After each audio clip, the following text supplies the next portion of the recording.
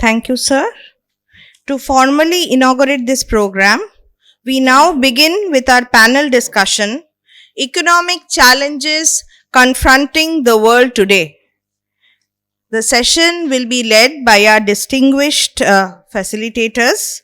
Together, they'll unravel critical global issues and spark meaningful conversation. Without further ado, I invite our panelists to begin the session. And I also invite the audience to join and ask questions and give your insightful comments. Thank you very much. Welcome all of you. I hope the volume is picking up. Welcome all of you to Felix School and this relatively remote part of India. There are many students from here, but there are also students who have gathered here from outside.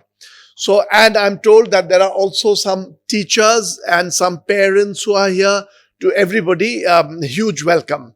I had planned to give some formal thanks and all, but I won't do that. Don't want to get into the subject matter straight away. Let me tell you, it is quite an amazing school. I've been associated now for about 12 years when it was a little thatch hut and a few students. It's grown enormously and with links now beginning to form with different parts of India. What we were planning, this is the first time, as all of you know, is to bring students together from all over India for 4 days of some intense familiarity with the basics of economics. So let me make some opening remarks about the subject. Then we are going to toss in comments and you all can also jump in. But let me give you the program a little bit more. Economics, as Rana, who was introduced as Sharada Prasad, you'll discover lots of people have different names, but it's the same individual. Rana was telling you, economics is a very strange subject. There are parts of economics which are almost like mathematics. You take chalk and board or pen and paper or iPad and laptop and work through equations and things like that. I will later on give you a bit of an exposure to that kind of economics. Through some of you would have heard of this. Have you heard of the subject game theory? Okay. So I will give you little examples from game theory which will give you exposure to economics, which is almost like engineering. You design something with a little bit of mathematics, little bit of algebra, and some of it can be quite exciting. I hope to give you later on, not today, exposure to that. But there are also other parts of economics which are a part and parcel of everyday life, almost mystical, very difficult to define quite what it is. One of the biggest examples of a mystical object is money, paper money. At one level, it is completely valueless. It's a piece of paper you have in your pocket. The value of the paper comes from the fact that others value it. There's nothing more to it. Otherwise, it's a rupee note is a rupee note, just a piece of paper. But because others value it, you can buy things with it. And others value it because others believe that others value it. Almost a mystical object, money. Economics, part of economics is like that. All of us are very familiar with teaching more senior students in colleges, PhD students, but we will struggle a little bit and try to give you a glimpse of both these kinds of economics, the broader everyday part of life and little examples. I want to just mention one word also about career.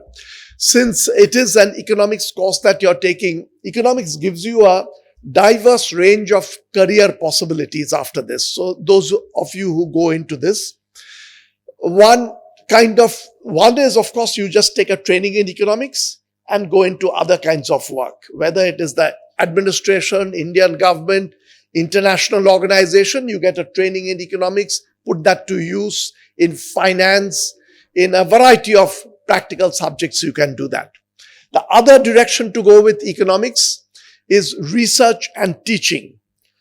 These things are matters of passion. As you grow up, as you encounter, you will suddenly discover an interest and get hooked on it. I was never planning to become a researcher of economics or a teacher. I was training to be a lawyer. But somewhere along the line, the logic and the puzzles of economics just totally gripped me. And that's what I've ended up doing and just enjoyed it, the career in teaching and research. You will have that choice you will face as you go in.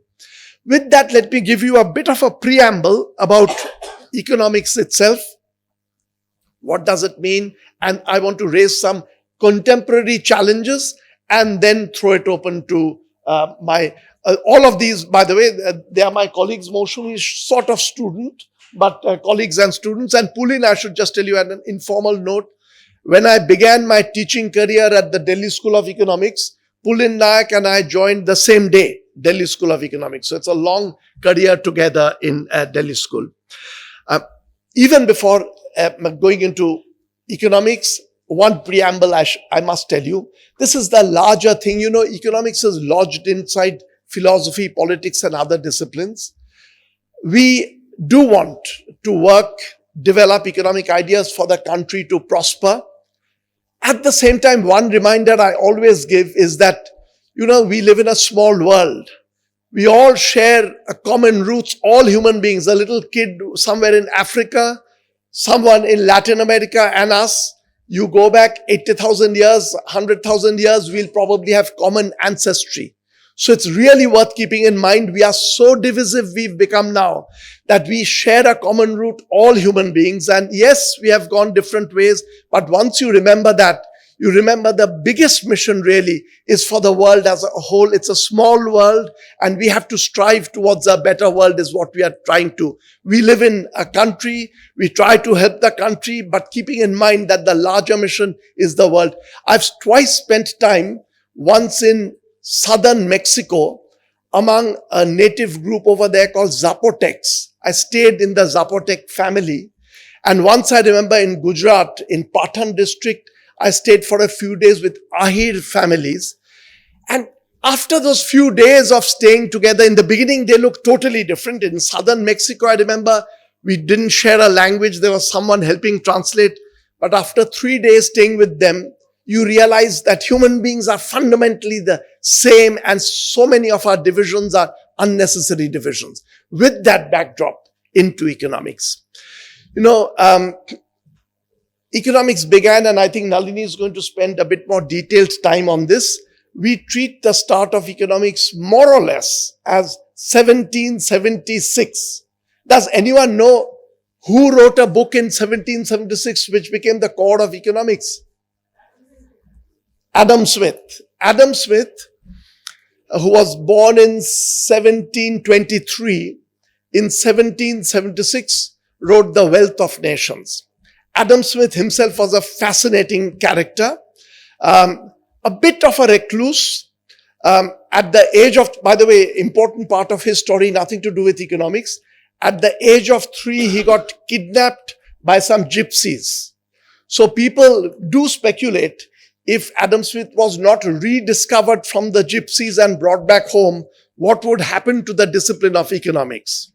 But he was such an unusual kid that people have written, serious scholars have written that if he was kept with the gypsies, he would have ruined the lives of the gypsies because he was a very difficult kid, Adam Smith. Adam Smith's big question that he raised is a question that you, though you're in schools, most of you could raise the same question. You look around the world and the mystifying question is, someone is growing food, huge amounts, that person will not consume. Someone is stitching clothes, lots of clothes, which that person will wear 1 or 2, but stitching lots of clothes. Why are they doing? At first sight, it may look puzzling. Are these such kind people that they are growing food for other people, stitching clothes for other people? Adam Smith reached an interesting conclusion. In the olden days, this is the first time the big question is being asked, why are people doing things which they will not use? And the conclusion is, they are doing it out of their own interest. They will sell this and then use this to buy what they want. So each person going about in their own little self-interest gives rise to an economy, huge economy, which looks like an organized space where people are working and doing things. That became the idea of the invisible hand. We will come to some of that later on. Then that leads to a big literature from 1776, parallel to Adam Smith, and a friend of his, I'm a great admirer, is the philosopher David Hume. How many of you have heard of David Hume? Just raise your hands. Okay, not too many. So those who didn't raise hands need not feel bad at all. You're in a majority. David Hume was a philosopher and a friend of Adam Smith's, and great thinker, went more into philosophy, and a very noble human being. Many of the ideas actually are born together by both of them, and they come into mainstream economics. One part of economics that I will go into later on is game theory. Game theory is a very modern subject. One of the most important figures over here is, I'm very curious, someone called John Nash. How many of you have heard of the name John Nash? Raise your hands. So lots of people raising hands. How many of you have seen a movie which is his life, John Nash's life? What's it called, the film? Do you know? The Beautiful Mind. How many of you have seen The Beautiful Mind? There are 2 or 3 hands over there. John Nash is totally different style of economics. He came from pure mathematics and discovered a couple of theorems which give rise to what is called modern day game theory. Some of the simplest ideas of game theories I can explain to you very clearly, I think. And I can also leave you with some open puzzles that even if you're in school, if you are interested in puzzles, you can try to solve. And who knows, if you're lucky, there are many unsolved puzzles that you can go into and maybe toss in your idea into that. A couple of big topics that I want to talk about just now, and then leave it open for us to discuss. Parts of economics which affects all of us and we see all around is inflation and unemployment. Let me tell you a little bit about these topics. I'm doing it very generally right now, only to get a discussion going. You probably all know the meaning of inflation. Inflation is not the rise of price of one product. But generally, when overall prices begin to rise, you say that there is inflation. Inflation is a very, very big problem. And this is where you realize the importance of economics as a discipline. No one fully understands what causes inflation. How do you bring it down? The full science of it is not yet worked out. But we have some ideas.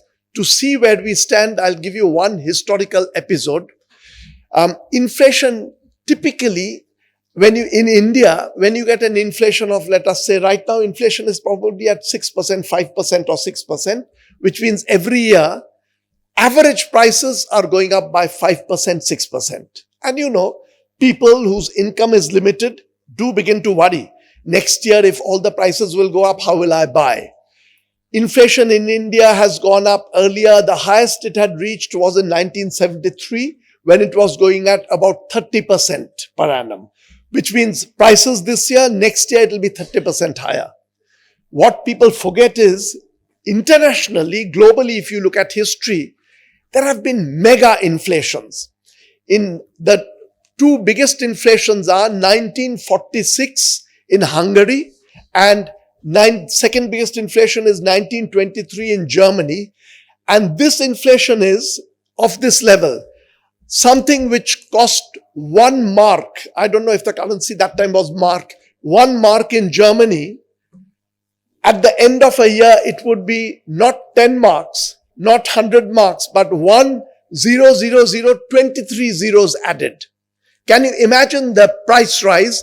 So in Germany, what was happening when the inflation was taking place like this, people would take money in a sack. You take the money in a sack and buy a few fruits and things like that, because prices had gone through the roof. And it was devastation. People whose incomes were not rising, they were very badly hit. And 1923, Germany is quite a modern country. 1946, Hungary is a modern country. But we did not understand inflation control fully. And I'll give you a very practical example. I worked in government advising the Indian government when inflation was quite high. It was above 10% per annum. 2009, 10, you people were very little, small kids. Inflation was pretty high. I will later on, when I sit down with you in greater details, I will explain. I know people would come very angry. Why doesn't government stop this price rise? Trouble is, once prices begin to rise, whether it's today or 10 years ago, once prices begin to rise, it's not easy. It is not that the Prime Minister can get up and say, stop raising prices. That won't happen. Controlling prices is an art. After Germany's fiasco in 1923 and Hungary's fiasco in 1946, we have gradually learned how to control inflation. Still, it takes time once inflation gets started, and I'll be very happy to, if you raise questions, to discuss some of these things. The other topic, which is a big topic today, let me raise, and then I'm going to open it up for us and for all of you. Begin to develop questions that you want to ask. Unemployment. If there is unemployment, what do you do, and why is there so much unemployment in the world? Youth unemployment in India right now is roughly 15% of youngsters are unemployed. And let me explain one thing about the definition of unemployment straight away to you. If you are in school or college, young person who is not looking for a work, you're not counted as unemployed. The way unemployment is counted is, if you're looking for a job and not finding it, then you're unemployed. That being 15% is very, very high.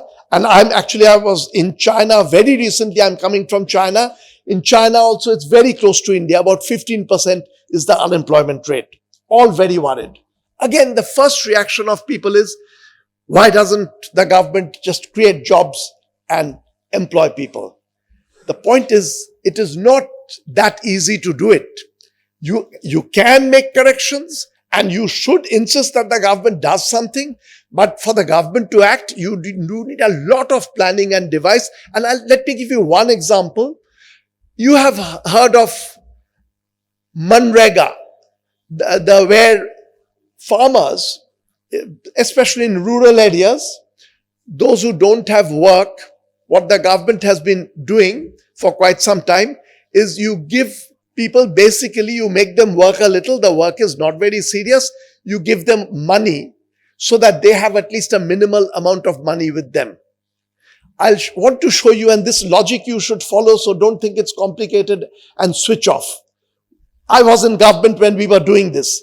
Go to a village where there is a lot of poverty. You give a certain amount of money to people over there. You employ them. They do some work. You hand over money. One thing which used to worry me a little bit then, which should worry all of you, is when you go to a village and give them money, this village becomes better off. But there is one very interesting thing that happens. When you give money into the hands of people, what do you think will happen to the prices of food items, clothes, etc. when you've given them more money to buy? They will increase because people have got more money. When prices increase, different villages don't have different prices. There is no control. Prices will increase in other villages also because people in this village are buying more. So, when you give money into a group of people in a village, prices rise. What will happen to people in other villages who did not get the money? Will they be better off or worse off? So this is the kind of thing you have to be worried about. You may directly solve the problem of this village, but in a moneyed economy, when you solve this problem, you will create a problem in another village, which could be far away, no connection with this village. They will just sense that the prices are beginning to rise. Why? Because you've injected money into this village. So solving many of these problems are very complicated. Unemployment is one of them. Today, with the rise of machinery, there is gradually a drop in the demand for labor. This is happening most acutely in rich countries because wages are high and big firms and corporations are not using that much labor. In America, for instance, ordinary working classes are very angry because they are beginning to lose their jobs to two things. One is by the use of machines, people are being dislodged, machines are doing your job. But also because of digital connectivity, some of the work is being done from in Bangalore, in Manila, in other countries in the world where labor is cheaper. They are using the digital connectivity and working for an American corporation, outsourcing. This is causing a lot of problem. And let me give you an example why even for United States it's very difficult to solve. There is a big hue and cry, and from 20th January in America, who knows what will happen to policy? You know what's happening on 20th January. Trump is going to get into office. There'll be lots of policy changes. Many in America are saying that America should not send work to Bangalore and other places in India. Outsourcing should be stopped. If outsourcing stops, what will happen is American production cost will go up because they'll have to use their own labor much more expensive. If American production cost goes up, the final product that America produces, America may not be able to compete in the international market because if Germany uses the cheaper labor elsewhere in the world, China uses it, America does not, America will get outcompeted. So the American problem is also not an easy problem. You can't just block other countries and say we will do it. Lots of challenges, the employment challenge and the inflation challenge in particular. If you all have questions, comments, hold on to them. But I was going to now turn over to the other three of my teacher colleagues for this time, and also Priyanka, Ranjana, Rana, if you all want to jump in as we get into the discussion, all will come in. So any of you want to go in first and make some comments and kick this off? Pull in? Okay. Yeah.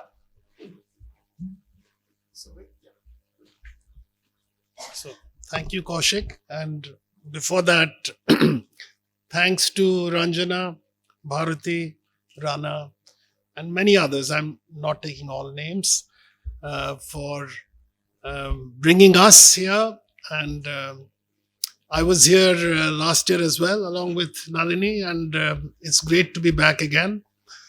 So I'll be very brief. I think Kaushik has already given a very broad overview of the kind of things that you might expect.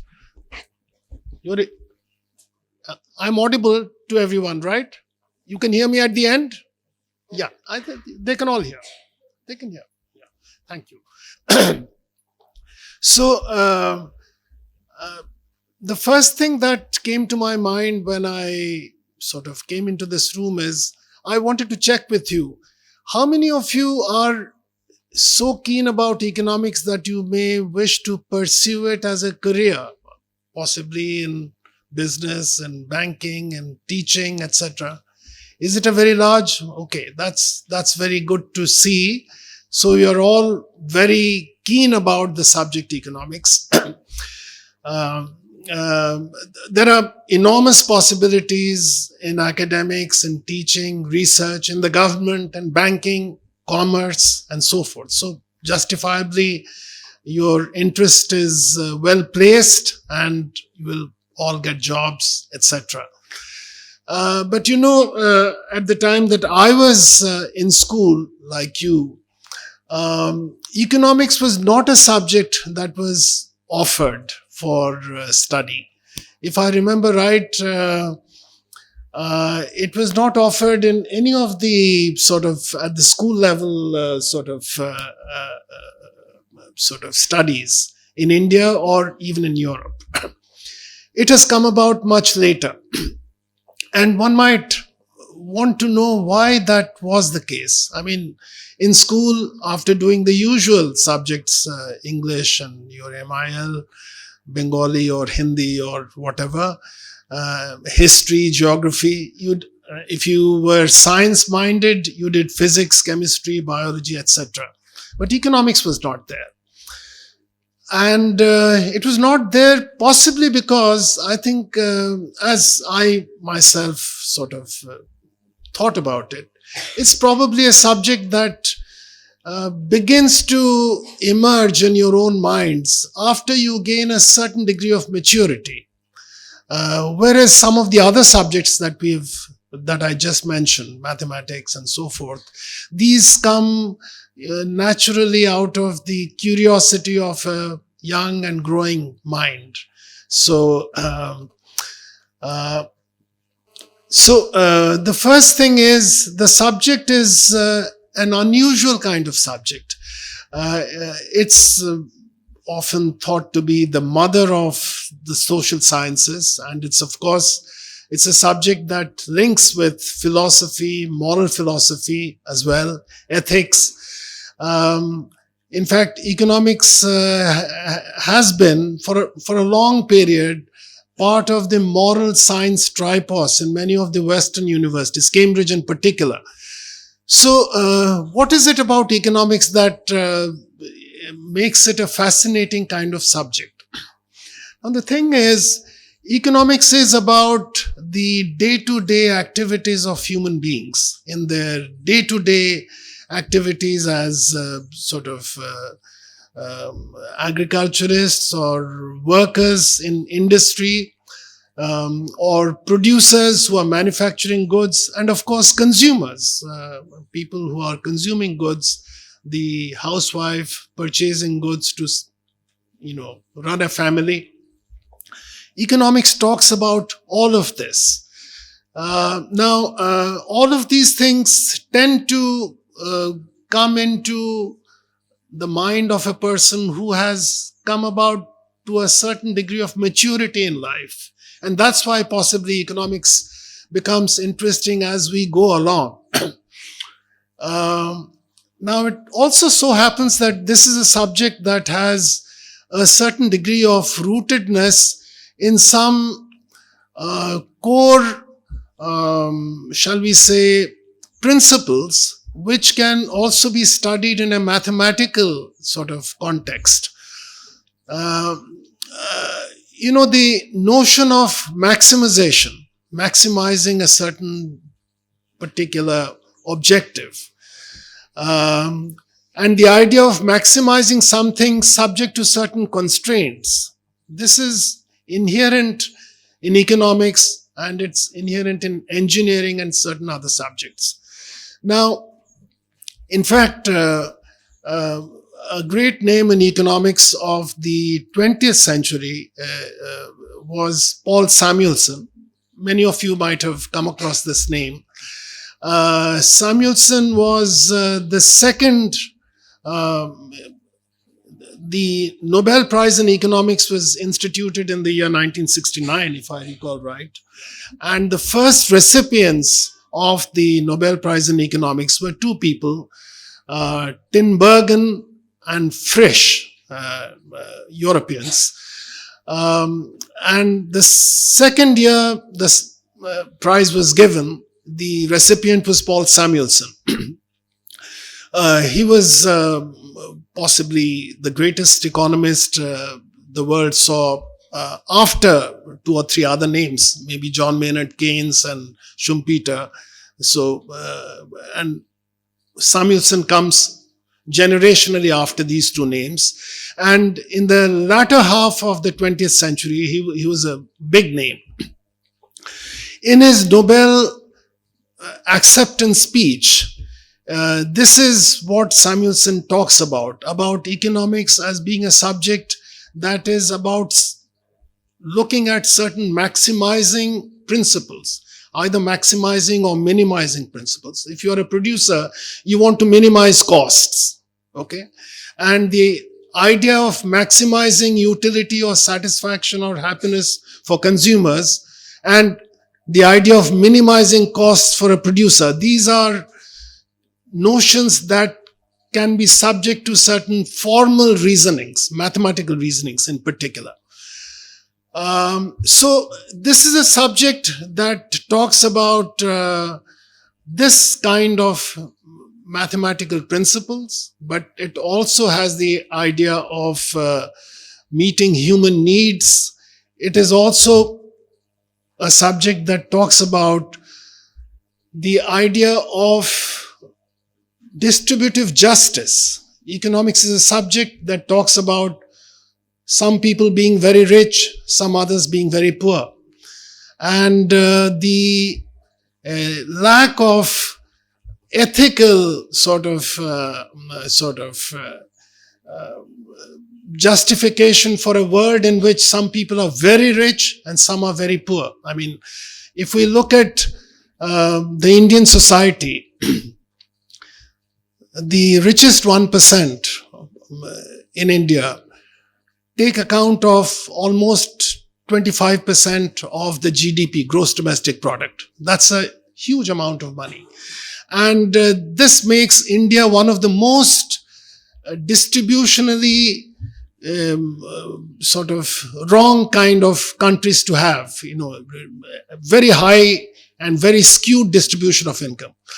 There are many other countries which share this. Mexico is one example. South Africa is one example. Mexico to some extent, but South Africa. And India also.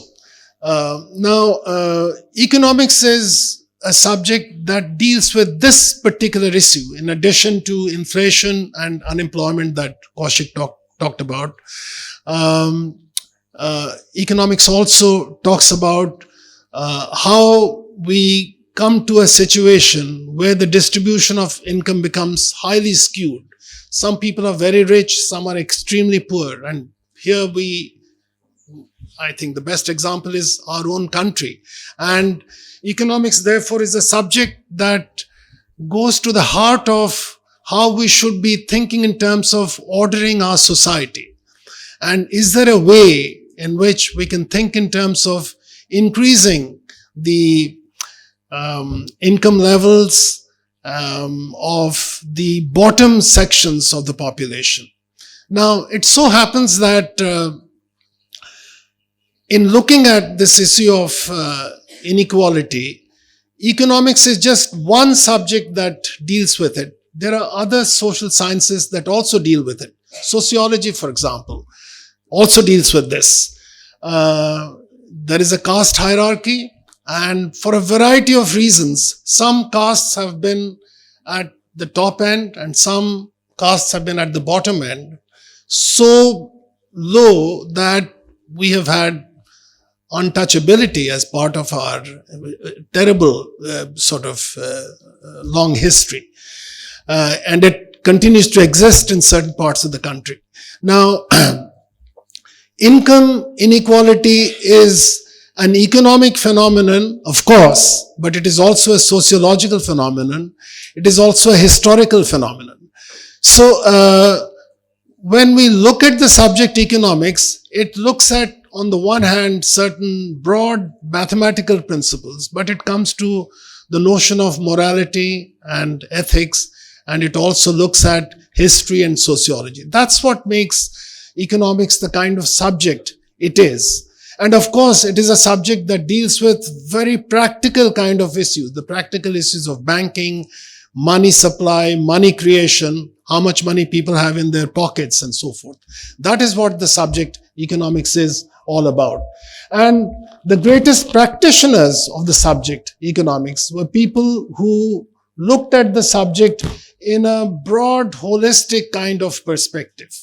And that is what gives the subject the strength and the uniqueness that economics is all about. So I thought I'll just give a brief statement, and then of course we'll look at questions and so forth from all of you, and we'll take it on forward. Yeah. Thank you.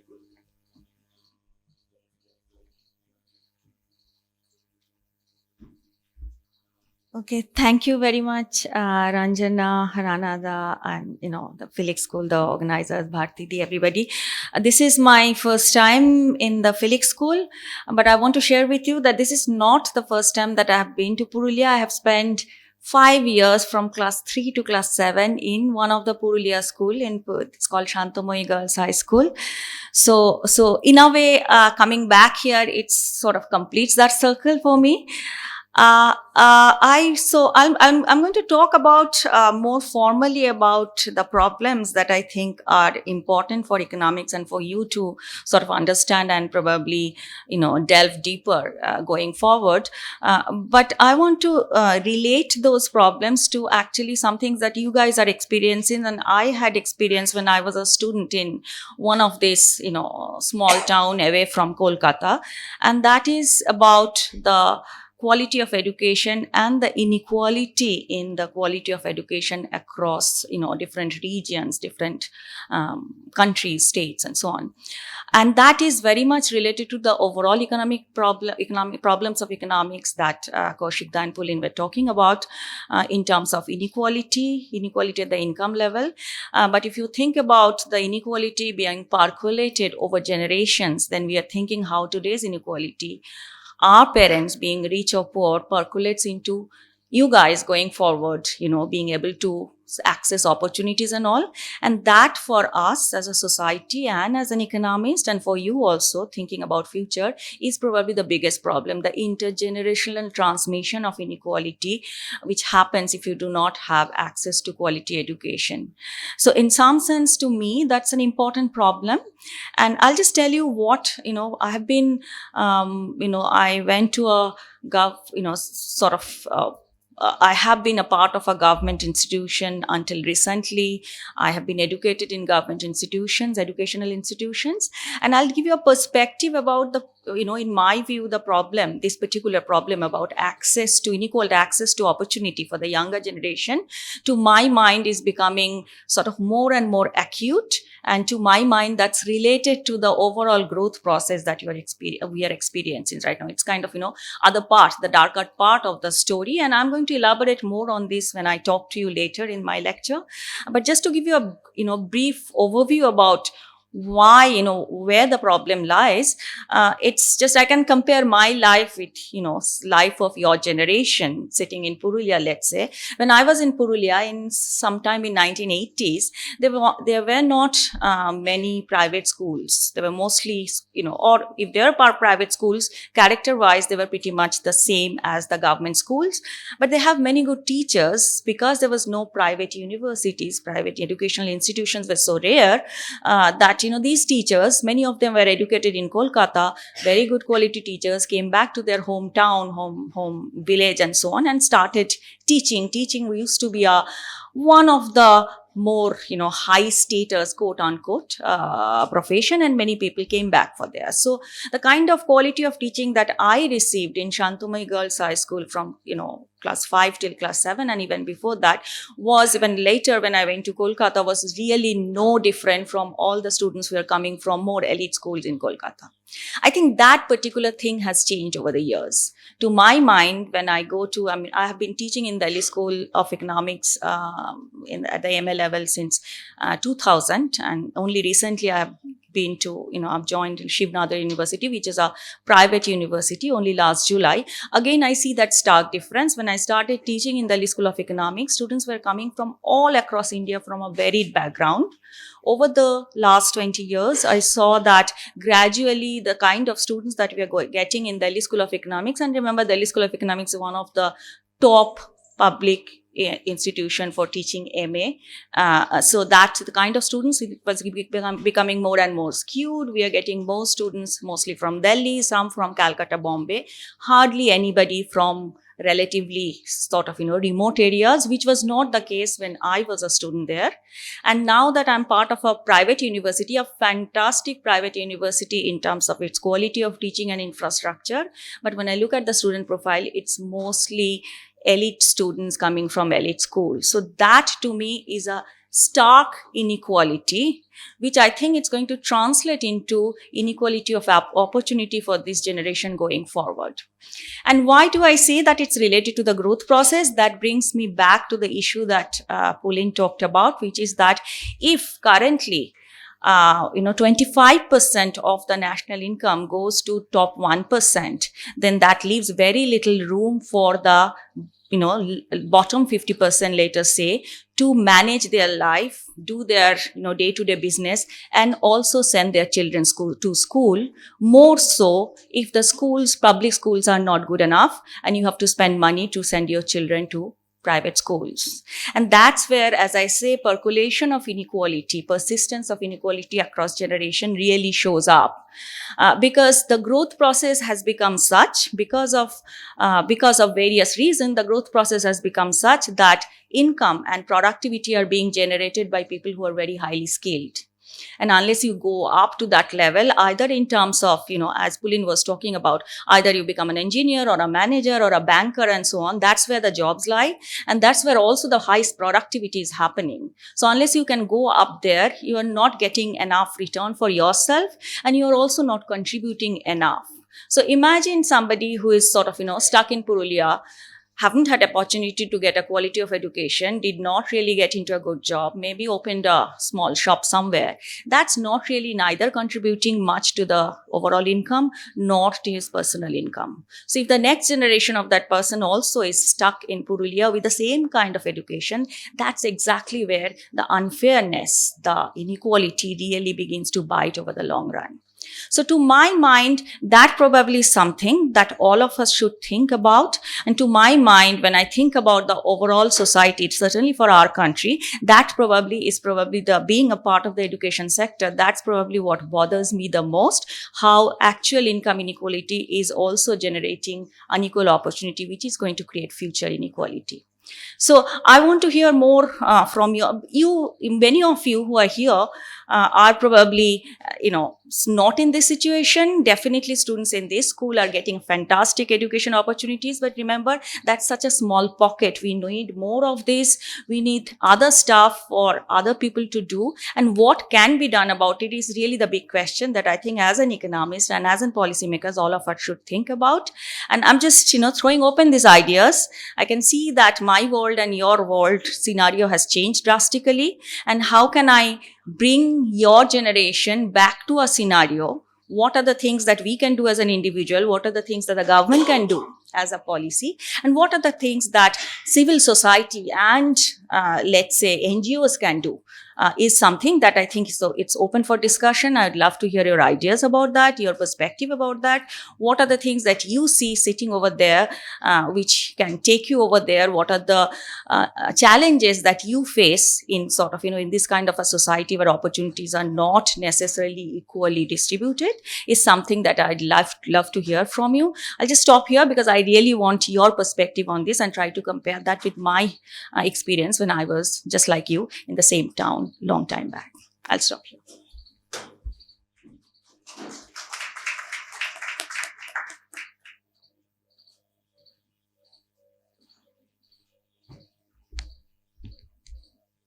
Thank you, all of you, for inviting us, and all of you for coming here, and hopefully we will be able to give you something to take back with you. I want to think about economics, the subject. I taught many years ago. I haven't been teaching for many years now. But I taught microeconomic theory. But also, I taught a subject, one part of economics, which was a part of the economics course in Delhi University. It was economic systems. Now, economics, as Kaushik said, as Pulin said, is a very vast subject. It has one end of it is very formal. It's very precise, mathematical. Theorems, people are solving theorems and getting results just like mathematicians. But economics also is a social science. It deals with the problems of society. And because it deals with the problems of society, economics also it sort of blends into and shares space with economic history. You can't understand what is happening today in our society, in the economic world around us, unless you have a perspective on what happened before. What was India like? What was the Indian economy like? What was the world economy like? Say 100 years ago, 150 years ago, 200 years ago. What was it like? What was happening? Where did we stand? How did the world how did the economy function? So, economic history is a very, very important part of economics to understand the present, to know what is happening today and why things are the way they are. Also, as Pulin said, sociology, ethics, all of these, morality, all of these are part and parcel of philosophy, basically philosophy, you would say. All of it is part and parcel of getting a holistic picture of what economics as a subject is. So, in fact, if you go back to economic thought, one part of history is just knowing how the economy functioned, how was manufacturing done, how was the distribution of goods done. You know, there weren't, can you imagine there was a world in which there were small producers, village communities, where production was done for the village and the distribution happened within the village. Because transportation was not, you didn't have the kind of modern transportation that you have. So people lived within one community and there were links, there was trade, there were links with other communities, but it was limited. There were trade links, of course, even with other countries. You can see that in the history of seafaring communities in the coastal regions, in Odisha, for example, and in the west coast, Gujarat and all. But the majority of people lived within their community. Their economic links were within the community, right? So, knowing all of that, over time, things change. So, economic history, one part of it is simply knowing how manufacturing happened, how distribution happened, all the things that we talk about in economics. There's another part of economics, which is, economics as a social science, the history of economic thought. How did the thinking about economics develop? That is a very major part of economics, where people study the development of economic ideas. Because over time, as societies changed, as the world changed, thinking about economics also changed. Thinking about how things should be done, that also changed. So that is also a very important part of economics. So that's just basically to give you an idea about how vast the subject of economics is. It's not just uh, yeah, about formal models. That's there. That's a very, in fact, I think in present day economics, that is the more important part of economics. But in an earlier era, it would have been economic thought, economic history. Those are also equally important parts of economics. So if you choose to become an economist, you have this large, it's actually a range of ideas and ways of practicing economics that you can engage in. I hope some of it will come across to you.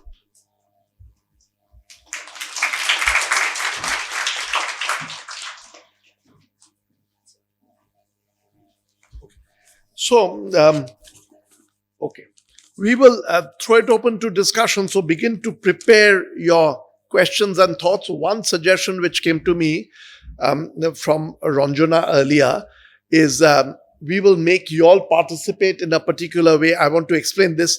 I should tell you that I've been tangentially involved in the organization of this. Moshumi and Ranjana played a major role, and the Nanritam community that consists of, there is Priyanka who spoke to you, Ruma, the principal who spoke to you, Rana, and there's Bharati over there. Whole bunch of people have played a very important role, and as you spend the next few days here, you'll meet a lot of the people who run this absolutely amazing outfit over here. One plan that we had earlier is to involve you all in one particular way. And Ranjana, Priyanka, we will have to somehow work it out. We will form groups, break you all up into groups over the next 3 days, especially the visit on the 16th, where you will go and do some field work. After that, we will want to have panel presentations. So if we form groups of, say, 10 students together, you will come up on stage and tell us a little bit about your experience, what you saw, also any thoughts on economics. So we will give you some time for the group to sit down together, plan how you will speak, what you will present, right? We will leave it at that. So wanted to tell you that, and we will, I suppose, again, Moshmi, Ranjana, whoever, you will somehow have to form the groups as to, and let them know. Yeah. Yeah, we can, give you some sample questions of the kinds of things that you'll try to answer, and then you'll have to work in groups about that. So let me now open it up. I actually, on the inequality, I'm glad Pulin brought it up. Everybody brought up the question of inequality. Inequality, really, I do feel it's sky high. It's an unacceptably high level. The global inequality and even inequality in India, it's at a shocking level. We need to put thought about it, that why is it reaching a level which is so intolerable, and what can be done about it. So I'm hoping that we will get some time to talk about it. And you should remember that this should be a matter of concern, really, no matter where you are. Historically, some very well-off people, Karl Marx's collaborator Engels was an entrepreneur, made a lot of money, but he used to feel that it's wrong to have a system where I make so much and others do so little. So he worked towards some kind of an idea to create a fairer world. It's not easy, but it's something that we should spend some time thinking about. So let me throw it open now. Do you all want to jump in with some comments? You can do that. Rana, do you want the practical world? Yeah. Yeah. Yeah.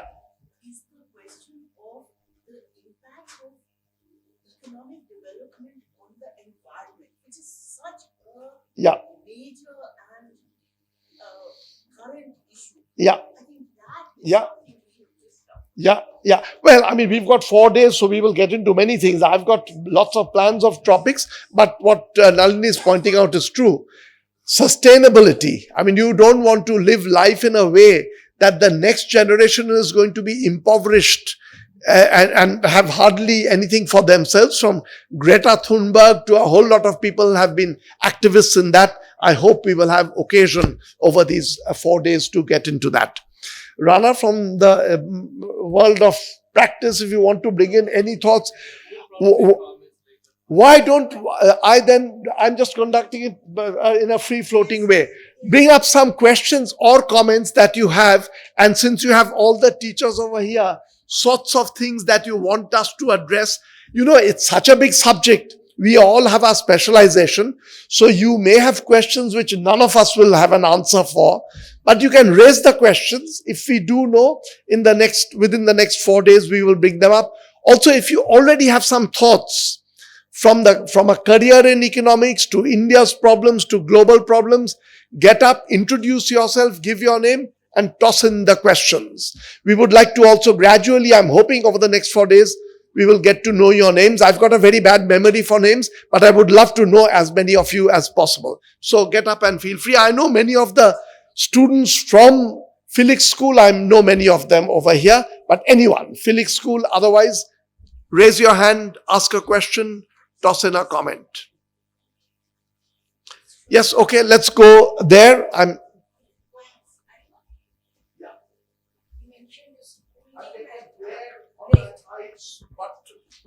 Yeah, that's fine. Yes, it is. Good morning, everyone. I'm Devanshi Pagaya from South City International School, Kolkata. So, as you talked about inflation, sir, I have a question that while in India, if we have like inflation, then many of the people are below the poverty line. So when there's inflation, the government really needs to focus on the social and economic welfare of the people, and they need to spend a lot of money on it. Whereas if you see the developed nations, they don't have people mostly below the poverty line. So they put a curb on the spending of the government. So how do you think India would tackle this issue? Because they have a lot of spending when it comes to managing people who are below the poverty line during inflation. Yeah, so I'm summing up a little bit of your question. Yes. What's your name? Devanshi. Devanshi. So tell me if I'm paraphrasing your question right, that given that in India there are lots of people below the poverty line, and that is indeed true, it's a shocking number still, and inflation, when it hits them, they have virtually nothing to be able to combat that. So what should the government do?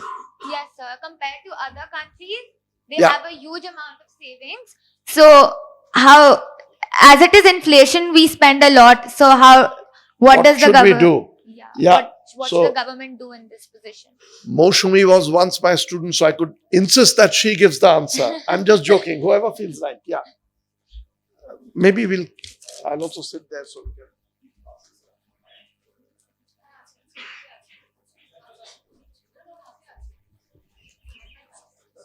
Oh, I can stay. Actually, I prefer. Moshmi, you want to anyone pull in? Nalini, whoever wants to jump in on what you do. Pull in, yeah, it's inequality related also. Yeah. Well, the first thing I'd like to say is that it's true. In the Indian context, the situation is particularly dire, no question about it. To begin with, our per capita income is very low. We are at about somewhere around 2,600 US dollars per person per annum, which is in a listing of say 190 countries or so. Our number is somewhere around 130 to 135. We're as low as that, not in the top 100. So the average level is very low. And then because of the skewness, income inequality, the bottom sections are particularly vulnerable, and the bottom sections go below the poverty line. You are absolutely right about that. The government can do certain things, but one of the key things that the government needs to think of are two: education, which Moshmi talked about earlier, and health. Now, it so happens that in the Indian context, in recent years, somehow there is reason to believe that the government has not done adequately in terms of education and health. Because if these two things are sort of adequately provided for, that gives a cushion to everyone, and in particular the bottom sections. For a variety of reasons, a lot of withdrawal of the government, both from the public education system as well as the health system. Of course, 5-star hospitals are coming up, etc., but they are completely unaffordable for the bottom sections of the population. So the government has to, bolster. These are two goods which are often called merit goods: education and health. These are goods which ought to be provided for by the government's budgetary process. Now, India spends on health something like just 1.3% of GDP on public expenditure on health. It is one of the lowest percentages in the entire world. Western Europe is in the range of about 8 to 12%. The US, which is a private sector driven economy, that's more like 18% of GDP. India is at 1.3%. China is around 3.5% or thereabouts. So almost every other country, every other major country is spending much more by way of public expenditure on health. India needs to do much more, not withdraw, but to put in much more money. All of that is going to help the bottom sections of the population. If there's an illness in a below the poverty line family, they can go to the government hospitals and get help. But in addition to that, certain other safety nets, by way of certain kinds of those cheaper grains, and so to some extent we do it, but it's not enough, I suppose. Now, one more thing I'll say: it is not right to think that other countries, particularly in Europe, are free of this difficulty. There is a poverty population in those countries as well. Even in the US of A, there are people who are at a very low level of, in relation to the expected living standards, because people have to spend money on basic transportation, on utilities, because those are colder countries and so forth. And there's a sizable section of the population which falls below the minimum. The problem of poverty is a real one in Western Europe and North America also, though the percentages may be lower. And to add to the fact that with artificial intelligence and so forth, there is a fair section of the population going without jobs now, going for the gig economy. They are finding things very difficult. So it's a complex issue, but certainly in the Indian context, much more needs to be done. I want to add in one more thing. I personally believe, that the super rich should be taxed more, not to give into the hands of the government for politicians to spend, but which is a transfer to the poor. Because lots of people argue for greater equality, but to the poor end, bottom end. It's my belief. This is not right or wrong, because of course you can't prove this. It is just a position. And I'll tell you what, inequality, people very often, those who believe in complete free market, say if you work hard, you make a lot. But most of the inequality in India is at birth. Some people are born with virtually nothing. Some people are born super rich because they inherit. Even in America, there is inheritance tax. They cut off a little bit of this link. I feel there should be an inheritance tax, and there's a transfer so that this inequality at the start of life should be mitigated a little bit. Do you all have any? Yeah, Nalini. Yeah. Just want to add that in the developed countries, in fact, you will be surprised that public education is there. In fact, if you look at societies like the UK, in Europe, in the European countries, there's public education which is virtually free and of very good quality. Something that Mosami was talking about. Also health. Yeah. That, what Pulin was saying, there's a very substantial spending on public health facilities. So these are things which are provided to the population and which people in India do not get. In fact, we need to spend more. We don't need to spend less. There is, because of our poverty, we need more of that, not less. If you look at a country like China, we think of China as a miracle economy. India and China were equally poor, but China, and China went through communism, a very severe form of communism in the time of Mao Zedong. Later on, Deng Xiaoping took over, the economy opened up, liberalization and so forth, and they developed at a very fast rate. But one of the things which happened in China during the Maoist period was that they took care of basics: health, education for everyone. So if you look at the parameters on which we look at these things, infant mortality, life expectancy, and what else? Education. Yeah. Now, China was, they had, from a very poor country, they had managed to get 99% literacy. We still don't have that. We still do not have 99% literacy. Our literacy levels are what? 73, 4, something Yeah. like that. Yeah. And that too, the quality is something which is very, very doubtful. And basic health was there in China during the Maoist period. That is something that they achieved.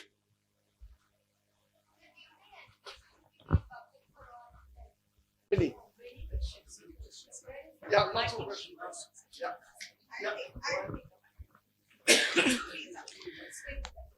Yeah. So I'm Shomili Kundu from grade 9, and of course this school, Phillips School of Education. So my question was, as sir and everyone talked about inflation, so inflation affects the economic balance of any country. So India is a developing country, and also there are few developed countries. So like inflation is mostly which country will be more affected by inflation, the developing countries or the already developed countries? I can, start up a little bit and leave it to others. It's a bit of a difficult question. One thing, first of all, you must realize inflation across countries does not happen at the same level. So you can sit down. One country can be having a much faster inflation when another is having a slower. But nowadays, with money flowing from one to the other, inflation does cross boundaries of countries. But I think it's a bit related to what we were discussing earlier. The bigger concern is for poorer countries. And as Pulin pointed out, in the world chart, India still per capita income, we are very low down in the world. So for us, it's a much bigger concern because there's a large fraction of part of the population that finds it very, very difficult to handle this. So, yeah, there were lots of other questions. I don't know how we are talking. Yeah. I'll just go back Yes, Priyanka is going to be the authority on this. Sit down. Hello.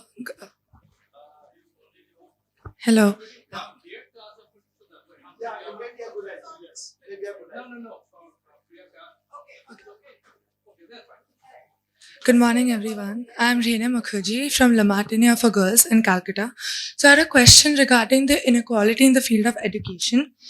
The problem or differentiation between the elite schools and the public schools is also sort of related to the social status symbol problem in India and resides in the mind of the people. So how to tackle this issue effectively, and also how to improve the infrastructure of public schools when in India, a person is considered literate if he or she can write or read a simple passage with understanding in any language. How to tackle this issue effectively?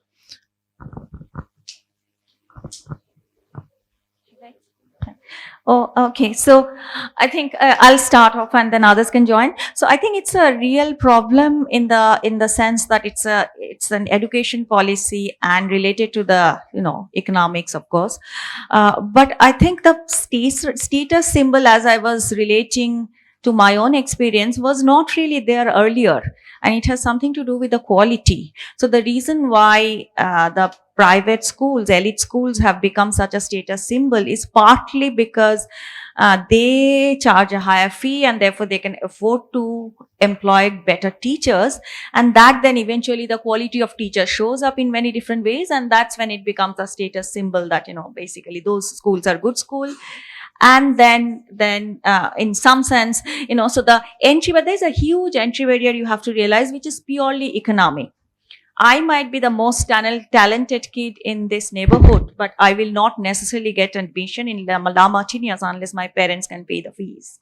Now, typically in other societies, sometimes some other institutions will come in, market institutions like banks and so on.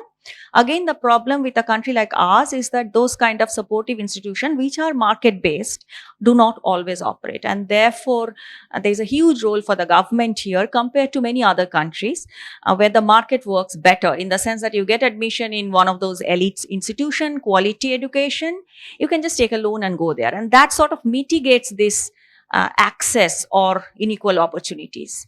Because of the absence of that, which is starker in countries like ours and other developing countries, it's a bigger problem. And therefore, it's not, to my mind, it's not really status so much. I think it's more to do with the quality. And we do not have any more good public school for whatever reason, partly because of the resource crunch that the government is, as Pulin was saying, very few, hardly a little proportion coming back to public education from the government. And that is creating this huge anomaly, which at some level is going to bite us, all of us, not just the poorer people. Yeah, why don't you come up here? Well, I thought so exciting discussion. I'll just join it. But as you've heard, I'm not getting exactly that you'll have the next 3 days excellent discussion about the policy, the government perspective, issues and all. This morning, I think one thing we have all talked about, inequality. That is a given thing in India, right? In fact, just a quick personal one. The fact that I am today in Nandritham is a question that haunted me. So after 3.5 decades abroad in Europe and US, I came back and I found a home here, is exactly that question. That we have the best institutions, everything, but we are still, our GDP per capita is so low. If you see the inequality index, 1%, 10%, 50%, you will see really there is a serious issue. And then, of course, the policies and etc., what can be done in short term and etc. But one area we thought maybe that what we can do, because I always use two words very often, subject and citizen. Are you a subject or you're a citizen? So, if you're a citizen, then you just do not only say who should do what and all, what can you do? And that exactly which Nandritham's principle is. In a barren land, Nandritham started thinking what we can do. So that's where Felix School, we believe, the quality education to make that difference, as Maushumi mentioned, quality education will create the real productive for the future in today's world, the productive nation. So we said, okay, what can we do in quality education? Felix School is an example. In a remote corner, we started the best of the best quality education we could provide.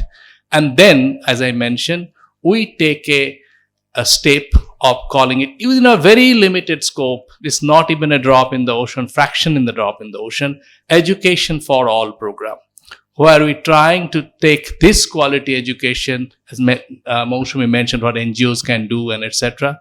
That is our humble effort, to take this quality education across to the, you'll see some examples of those schools on your 16th, to take the education to them. Because if you have seen the reports of Pratham, Asar report of Education of India, the primary or foundation literacy numeracy reports, you will see the staggering gap. The inequality gap that you see in economy is essentially reflected in the education, the same vicious cycle they mentioned. So in our own way, we are doing little. I hope all of you, as you learn more, get into the policies, etc., of course you will do, but at the same time, you'll also do what we can do in this as a small step to make a difference there. Thank you. Yeah, feel free.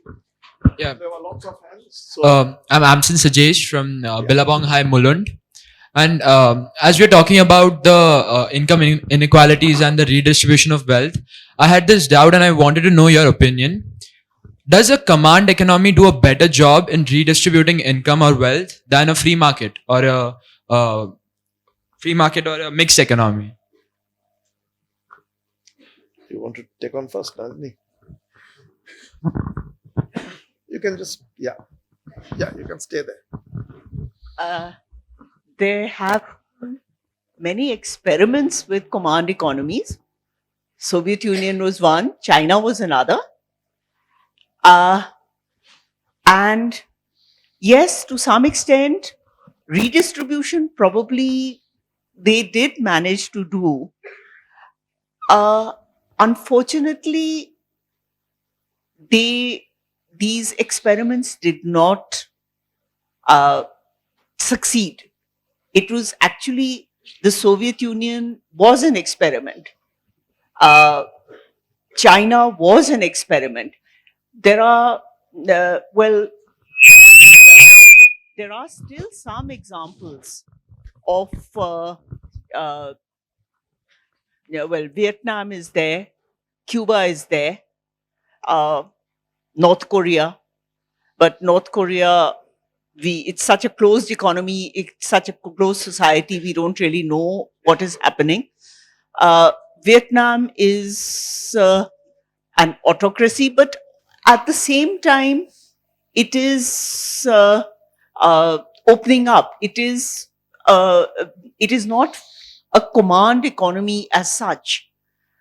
China gave up the model of command economy in the late 70s, early 80s, when after Mao Zedong died, it was Deng Xiaoping opened up the economy and inequalities increased.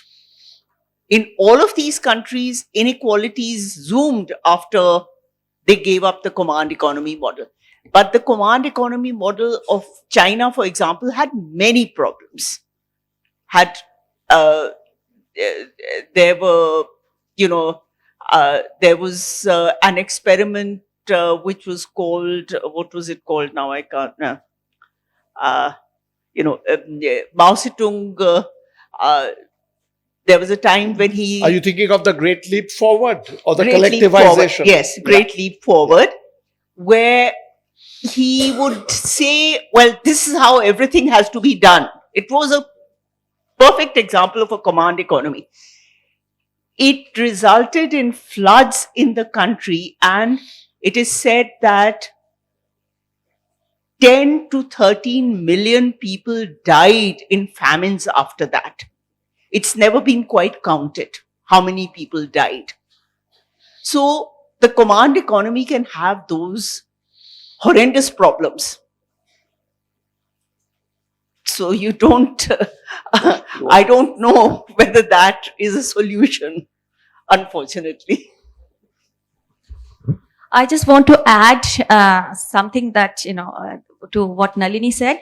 There is a third model, really my favorite, which is called a social democracy. So many of the Scandinavian economies, which were not purely like Soviet Union or China, which were not, purely capitalist driven systems like UK or the USA. So what they started was basically they started taxing people very sort of, at a high tax rate, and they started to put in, as Pulin was talking about, public education, public health. And if you look at those countries, so Norway, Finland, and so on. So those Scandinavian countries have really done well in many, many different directions. And if you want to look closer home, I think Kerala is a good example, right? So I think there are alternative models. You don't have to go to one extreme or the other. And we can find there are, history tells us there are many other examples which the mixed system, but geared towards public education and public health has done well. And probably that is a third alternative that we should explore seriously. That's my personal view. And I'm going to add, actually, I'm taking a very similar position. There will be a few exceptions of authoritarian command rule which have done very well. Singapore is an example, Lee Kuan Yew, and it's done very well. But if you look at authoritarian leaders across the world, vast majority are absolute disasters. They've ruined the economy, exploited. So on balance, it is a mixed economy, a social democracy where people have the ability to throw out the leader if they don't like. That is just crucial, I feel, in the long run, because otherwise it's almost like a luck that if you get that one good leader, you do well. Otherwise, it's destructive. It's not worth risking that route. Pulin, you wanted to say something? Only to concur.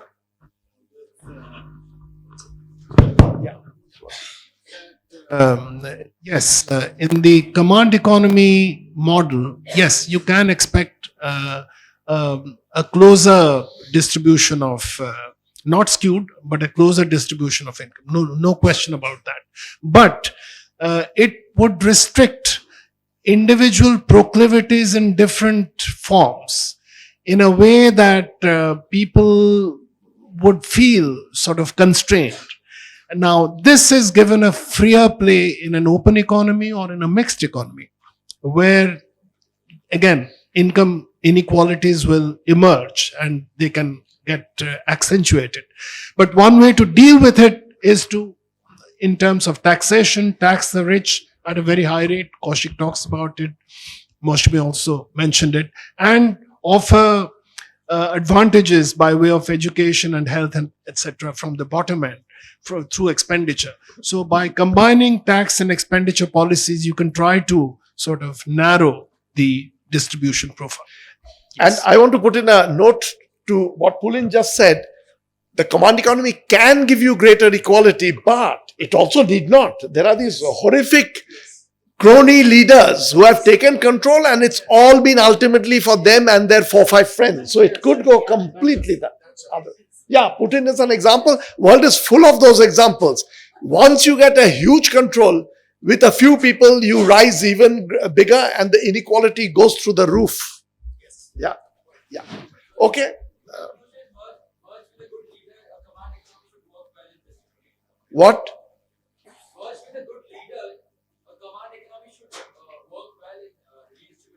But if you leave it, the command authority with the leader, once the leader begins to morph into someone evil, you're trapped. So you must have a system of social democracy where a leader can be thrown out by ordinary people not wanting the leader. Yeah. Yeah. Okay. Well, there's a, choice problem.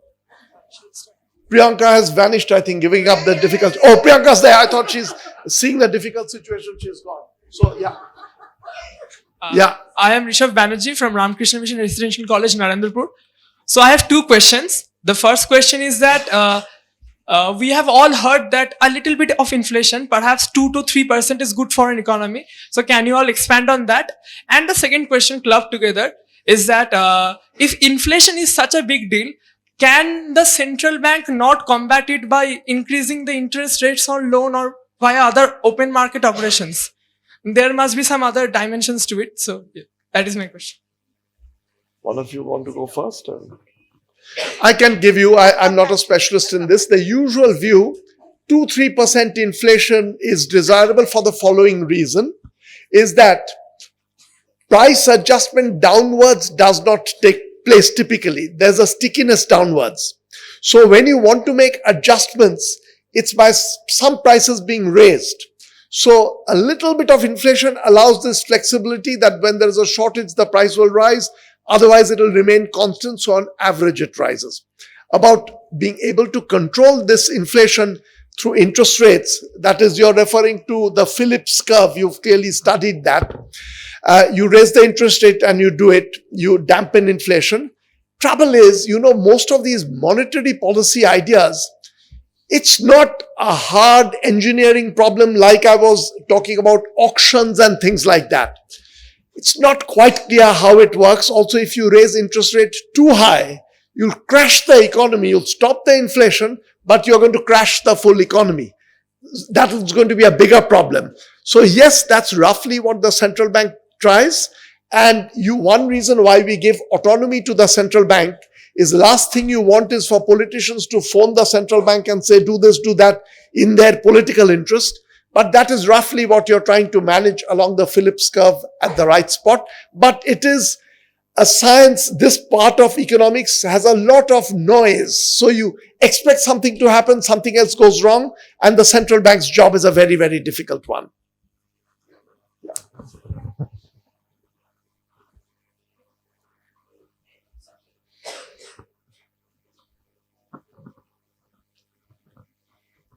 Sir, I'm Naitik Majumdar from class 9, Felix. We know that in every society, normal rate of inflation occurs, but income rates does not go parallel. Increase in the income of people does not go parallelly with that. So how can these income rates income rates be made in such a way so that it parallelly increases with the rate of the inflation that is occurring in the society?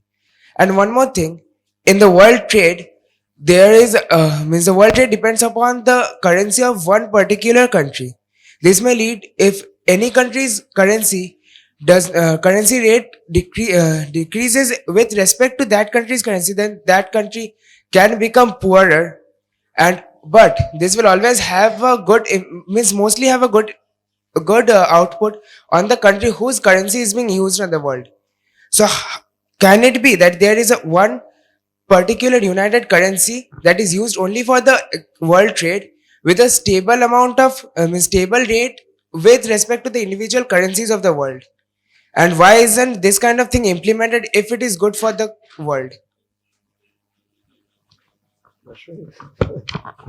Okay. I'll take the currency bit first.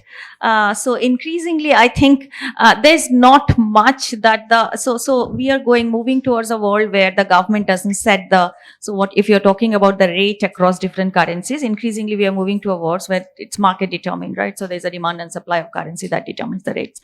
And if you're talking about historically, it has been the case that US dollar has been used for trades and so on. So obviously US has a specific advantage because, that's basically, there's always a demand for their currency, right? So I think you're referring to that. And I don't know whether, if I read it correctly, you are also trying to relate it to domestic inflation. So, so it's everything has to be in dollar.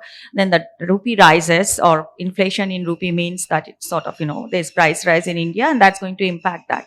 So I think they are very real questions. Central banks in emerging market economy like ours worry about that.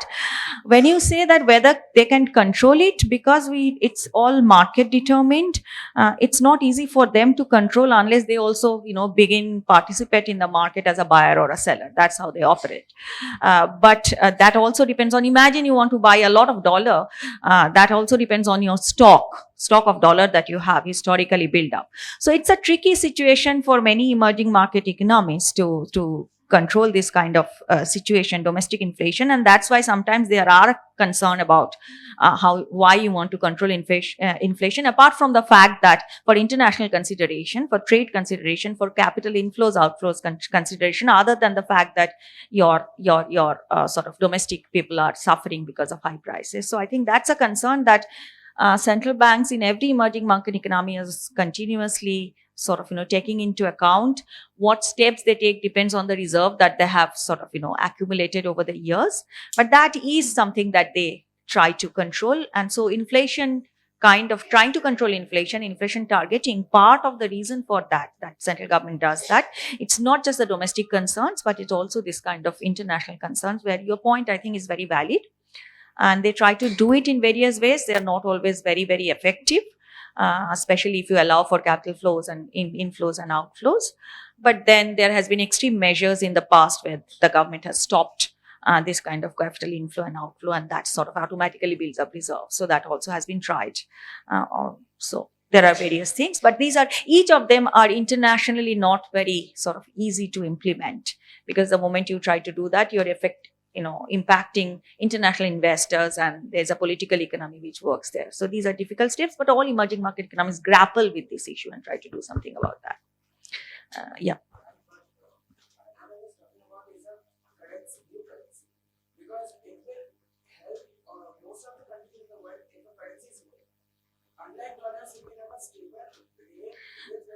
Sorry, I forgot to touch upon that. Yeah, so the point is new currency, as Kaushik was talking about money. The same thing applies to new currency. I float a new currency.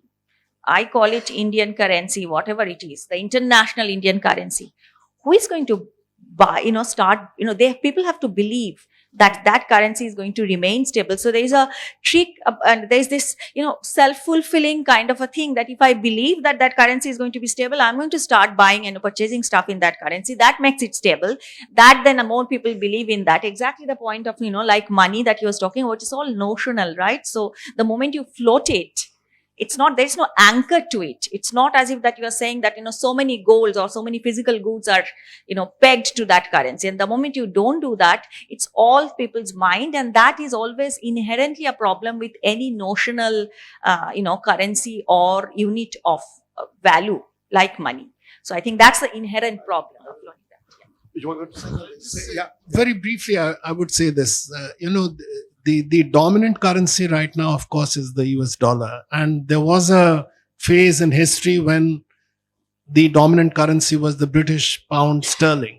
And it's after the First World War, in particular, that dollar slowly emerged, because the entire 19th century, Britain was leading the trade situation in the entire world, and the pound sterling was the dominant currency. After the First World War, difficulties came about in the British economy, England's economy, and US emerges.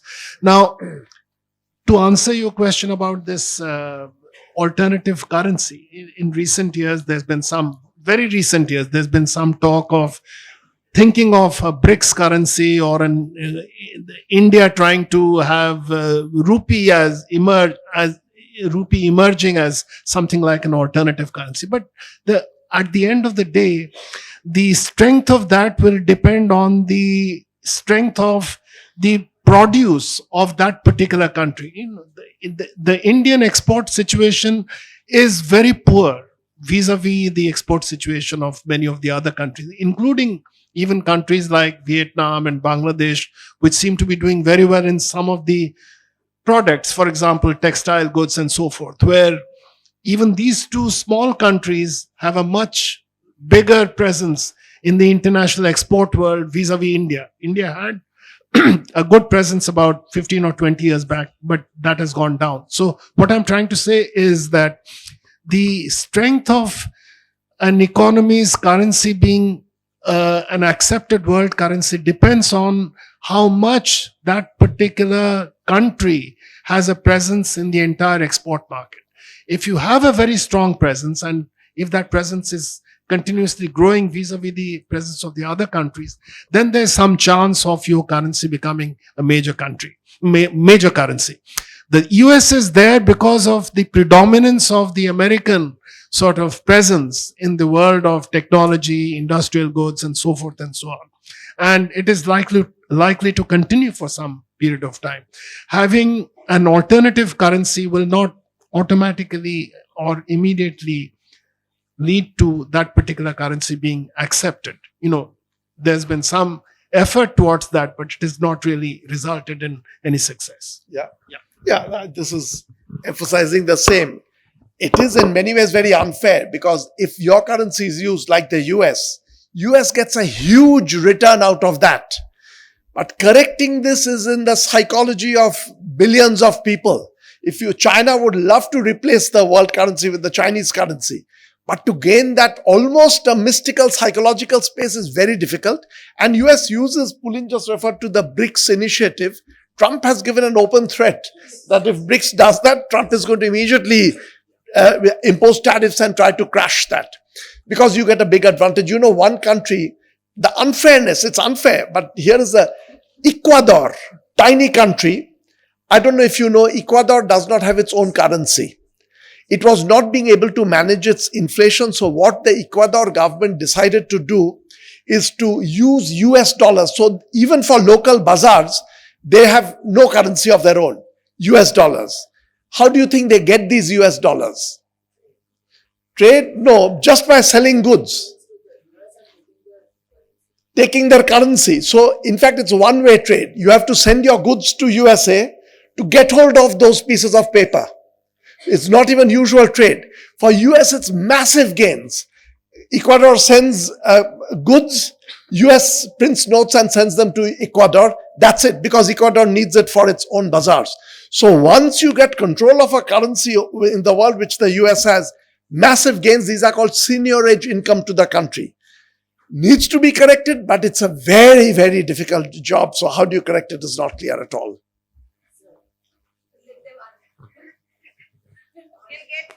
Yeah, and we will be chatting around later, so there'll be small groups. Yeah. In my name is Aryaman and I'm from Billabong High, Pune. In policy making, policies that benefit the nation requires the right people sitting in positions of power. However, reservations which are given based upon the caste system after 10 years of independence, especially at postgraduate programs, promotions, seemingly worsen the process of policy making. So does the process of providing reservations provide an effect of inequality in our economy? I can tell you my view and I'll let others speak. I am personally in favor of reservation. Not done crazily, you don't want to disrupt everything. But you know, when you have a history of wrongs, one group being discriminated against, like in India it has happened against certain caste groups, against race in United States, I believe you do need a lengthy piece of correction. You have to do that carefully, balance it out. But my feeling is a little bit of a cut in GDP if it is happening, because you want to give back a sense of common rights that individuals have. That price is worth paying, is my view. You know, there are certain things which are normative stands, so there's no question of proving. This is just my view, and that's what I was giving it. I don't know if you all have others, something to add. Yeah. Oh, it's here. No, I agree with Kaushik. In fact, I have a slightly stronger stand on this, which is that it's not even going to probably affect your GDP simply because of the fact that historically in our country, and as is true about the US also, the income inequality and the social inequality go hand in hand. So the people who are sort of socially not privileged are also the poorest people, and talent does not see whether you are poor. Talent, when it comes, it's a totally random event. It doesn't see whether which caste you belong to, and the whole idea of efficiency is that you want to bring up the best talents irrespective of their caste or money. And because in our country they are mostly correlated, therefore I think reservation policy in the long run may not even affect the GDP, because what you're seeing as efficiency right now is a result of their privileged education.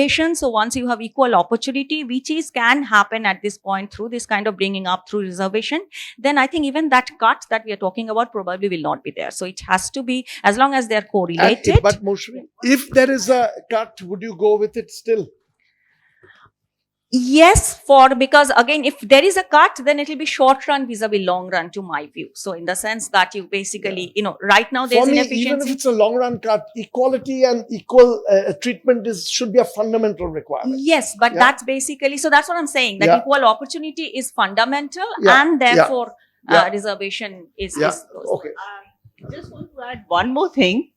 How do you know how much of talent is being lost because people are not able to access quality education? So you don't know how much is being lost to society that cannot be accounted for. So reservation is absolutely a must. Yeah. This forum is united. Yeah. Okay. Reservation or no reservation. First, let me endorse the comment. 60 to 65% of India is not getting the quality education opportunity. So, once they get the equal opportunity, I think we can hear equal opportunity and exposure. Difficult, that's we all try, we should try. So, overall, talent will come, number of talents will reach, and India, I hope, then get rid of this stigma of lower income country. Despite of whatever you say, middle wallet is a lower income country. 60% or more than 60% of Indians are not being able to contribute productively. There are many other issues, but education is definitely education, it will come from investment. That's the best, because if I invest today, in 10 years from now, I'll see the results. So the kids who are in the schools today, if we try to give them the best quality education, there are other issues, immediate issues has to be handled. If I invest in education today, that 60% India will produce more talented, more productive India. And that's one of the most important critical parts of making India a really a prosperous country. Good morning, everyone. I am Misha Reddy, a grade 11 student from Delhi. So, since we were talking about economies earlier, I wanted to ask, so we know that India is a mixed economy, but in our preamble, the word socialist is mentioned. So, how does this relate? I was just curious.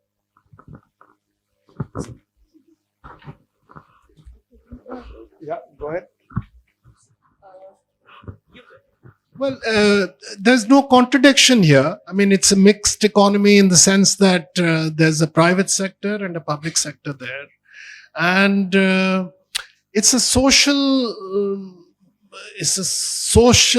oriented economy in the sense that the notion of capitalism and socialism have to do with a socialist world in which you are concerned about the well-being of the relatively lower bottom end of the population. And if you try to bring that about through social policies, then you are wedded to a kind of socialist ideal while having a mixed economy. So there is no contradiction there. You have a mixed economy, you have generation, so there is a capitalist sector in which there are firms and corporate sector and so forth. They're earning incomes and so forth. And you could be taxing those entities through corporation tax and personal income tax and so forth. And you try to bring about a certain kind of uniformity in the income generation finally, post-tax income generation. So you can have a mixed economy and one which is geared towards socialist format. There's also a history to it. In the freedom struggle, most of our leaders, Gandhiji, Jawaharlal Nehru and others, they were attracted, Nehru in a very strong way, attracted to the ideals of socialism. He was himself a Fabian socialist, and from the time that he was in UK, he was acquainted with the Fabian socialists of England. And this continued to be his sort of lifetime concern and obsession about trying to build India. And India was a colonial country with which was among the leaders among the colonial countries which gained independence. And Nehru gave the stamp of a country which has planning and wedded to a kind of socialist ideal. Now, there were certain difficulties with the manner in which we carried forward our planning system and so forth, which led to the license Raj and so forth, and all of which had to be corrected to some extent by Dr. Manmohan Singh and P.V. Narasimha Rao in the early 90s. But that's a longer historical story. But as such, I personally feel that to be having socialism as an ideal and having a mixed economy are very much compatible with each other. Yeah. Did you want to add something? Yeah, I'm virtually seconding that. I just list, if by that you mean full control of all production by the state, that is not the sense in which India aspires to it. But if you mean exactly this, that an effort where there is a market economy, but you're also taxing, trying to redistributing, creating a fairer society, a bit like a social democracy, that's the sense in which I would go along with it. And I like to believe that's the way in which we should treat it today in India. Yeah. Socialism had many forms. Socialism was not a monolith. I mean, it was not the same in all countries. So even at the height of the experiment in China, Soviet Union, well, Soviet Union to begin with, and then China and the Eastern European countries, they did not follow the same model of socialism. So socialism can have many forms. And India's was one form of socialism, you could say. It was a mixed economy where there was a private sector and also a public sector, a very major public sector. And the preamble, it talks about socialism. I mean, it's more the aspirations towards an equal society, which I think it is pointing towards. Yeah, you can keep that. Yeah. So my name is Pratyusha Vajpayee. I am from AGPN Convent and ER School of grade 8. My question is about inflation. Like today we got to know that inflation affects the poor people, those who are not like having the capacity to pay such to buy their essential products. So I want to ask that how it is beneficial for the consumers. How inflation is beneficial for the consumers. How it's helpful. Inflation in itself is not really beneficial, but you do want prices to go up and down depending on the shortage of one product and extra availability on another. If these adjustments, relative price adjustments, have to take place and prices are sticky downwards, only way you can make relative adjustment is allowing a small amount of inflation.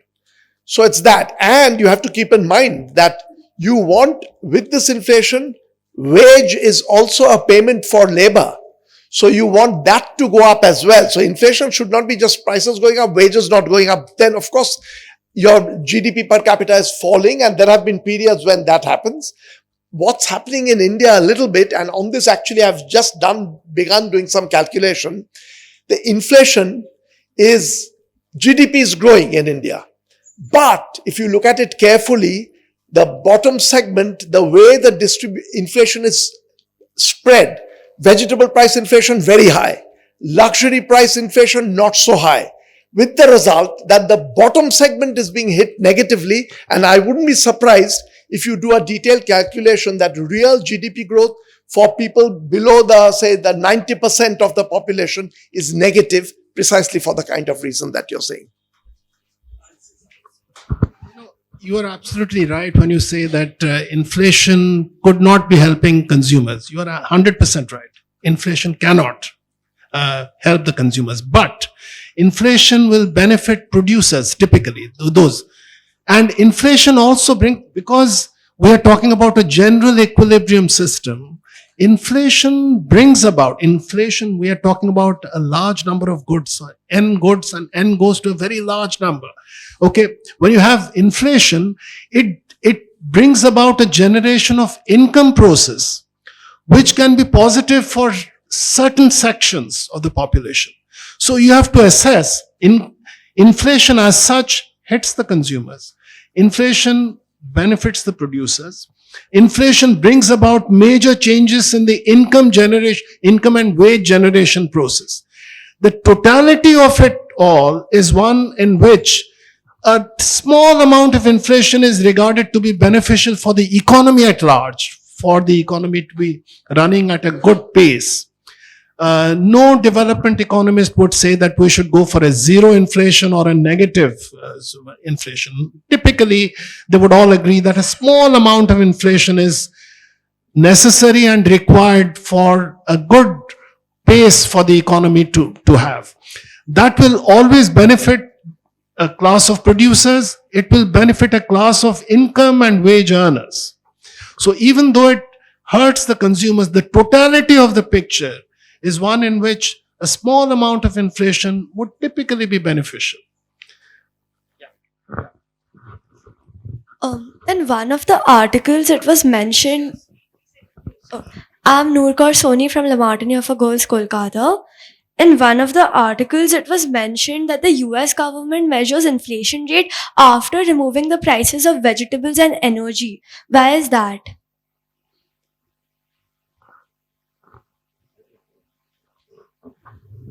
Sorry, we don't know. So that's the short answer. And again, I feel good that I'm in the company of 3 other people who don't know. Good morning to all and all present here. I'm Sumaira Khan from South City International School. I'm a teacher of political science. So there was one question for me that being a political science teacher, why you're here in economics forum? But I know my answer right now. There was one question asked by the student here that why the word socialism was incorporated in Indian constitution. So I'm just giving her the political angle out of it. It's like just throwing a light on that. Because socialism, that point of time when Indira Gandhi was in our country, she was a prime minister, she wanted to incorporate many socialist trends because she wanted to have a society where she would be leading, and she incorporated that idea from Russia. So they wanted a state ownership. That time she was going through nationalization. So in order to make her measures sound better in the eyes of the public, she introduced the word socialism in the 44th Amendment Act in the Indian Constitution. So that is how the change happened. Because of the word socialism was incorporated, she had to do a lot of other, she could take a lot of measures in economics. Moreover, we also had 5-year plan from Russia. We had all these socialist ideas that was incorporated during that time to change the economy of the country. We also had the policy of Garibi Hatao, Garibi Bachao Andolan. So that is the reason why the socialism was added to our constitution, to give it a very legal idea and aspects of economics. I hope it was better. Thank you.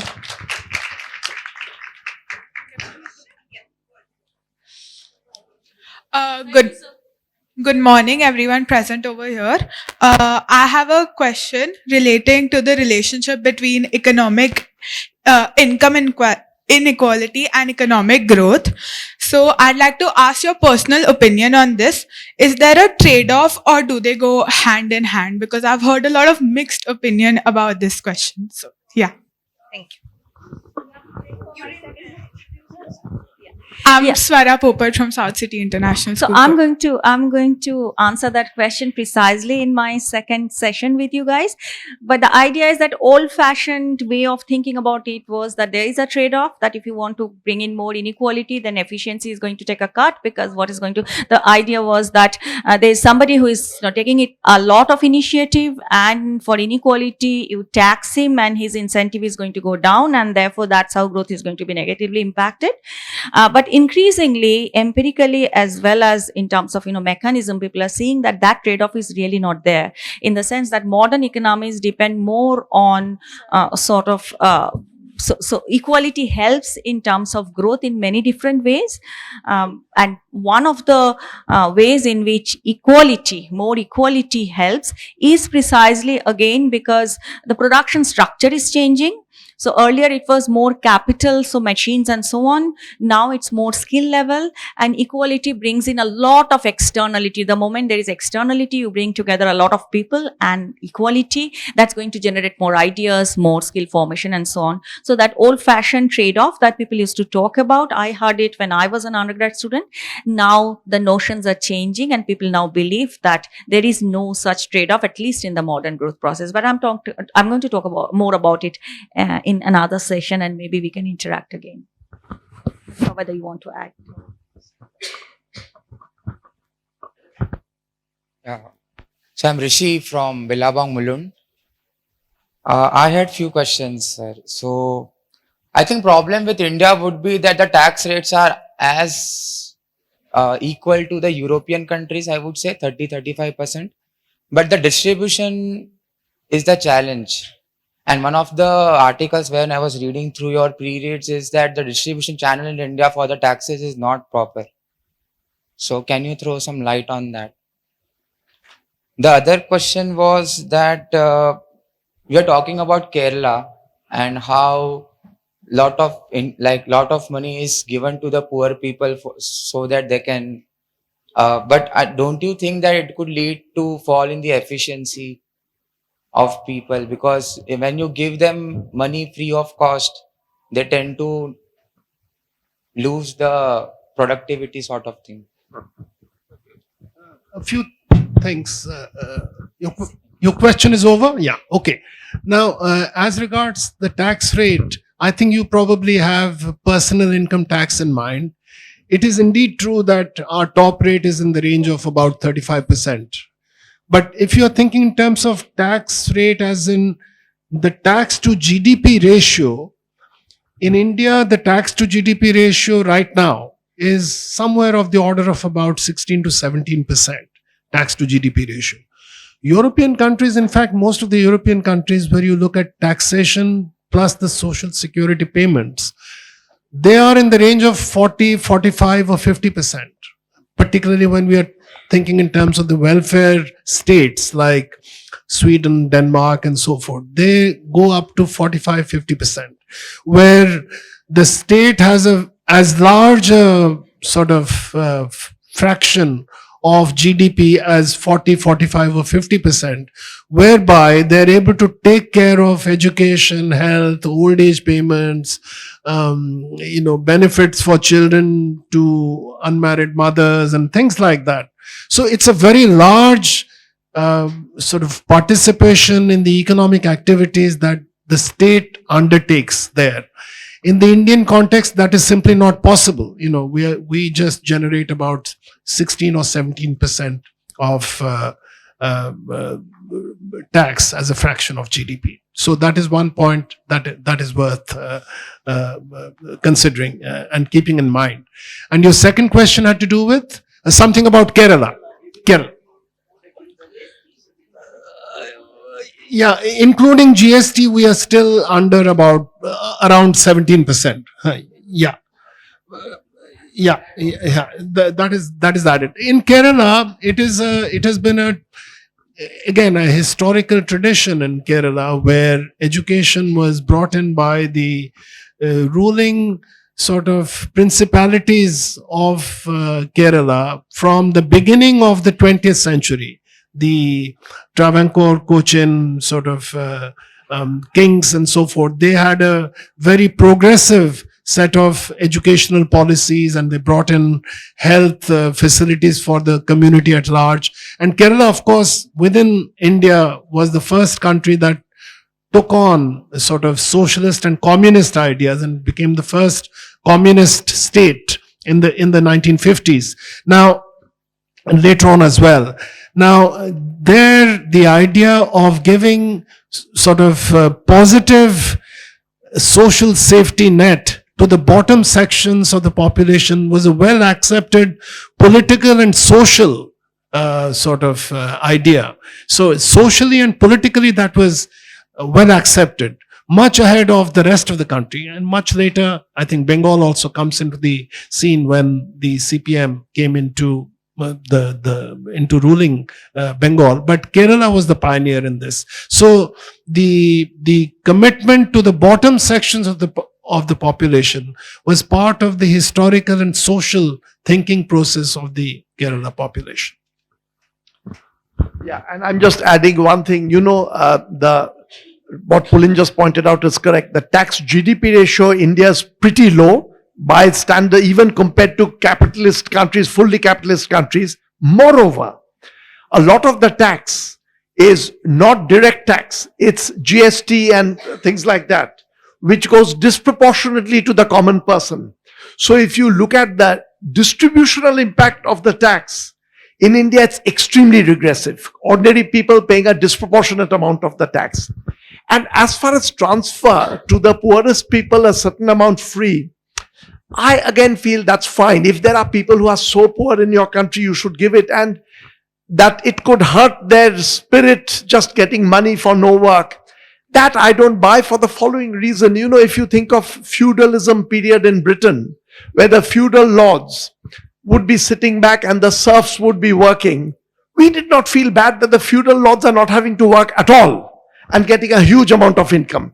So I feel for the very poor, providing a certain amount of money so that they come up to that level, I feel that is worthwhile just as a humanitarian move, and it's not going to damage incentive, is my hunch.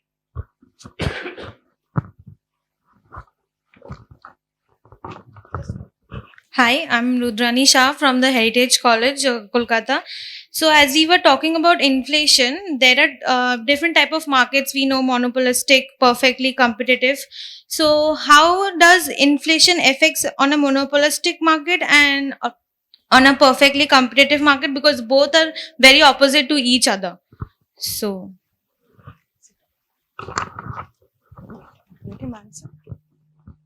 Uh,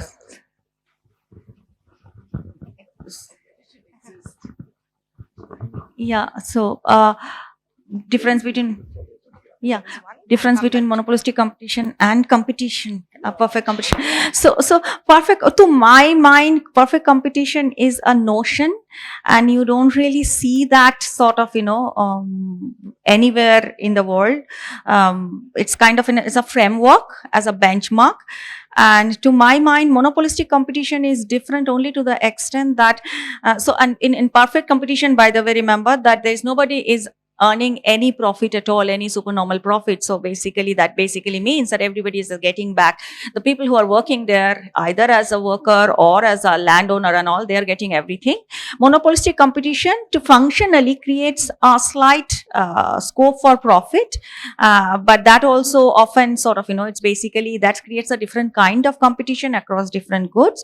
But ultimately, that probably is closer home. In some societies, you do find competition in the form of different a variety of goods where they're earning a very notional profit, but it's not zero profit and so on. Otherwise, that's probably the best thing that we have come up with. In some markets, we do find real life examples of monopolistic competition. Let's say in some markets where there is a variety of goods, maybe the market for toothpaste or something like that. But perfect competition is just a benchmark to see what would have happened if everything flowed back to the factors. But really, there is no real life example where that kind of market exists. So it's really in a framework to look at as a benchmark to compare it with the real markets. I think that would be probably the closest that I can give you.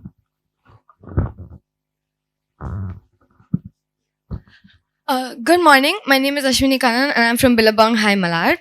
So my question is a bit different because I want to talk about the global community and the difference of the developed and developing nations. As we know, we have really influential international organizations such as the World Bank in itself. But to my knowledge, in the World Bank, where resolutions are made, the voting doesn't happen on an equal basis. It happens according to voting powers of different countries. The sad fact being, the voting powers, the hugest voting powers are with the developed countries. Don't you think practices like this in international organizations prove to be a big disadvantage for developing countries on which any resolution will have a way bigger economic impact than the developed countries?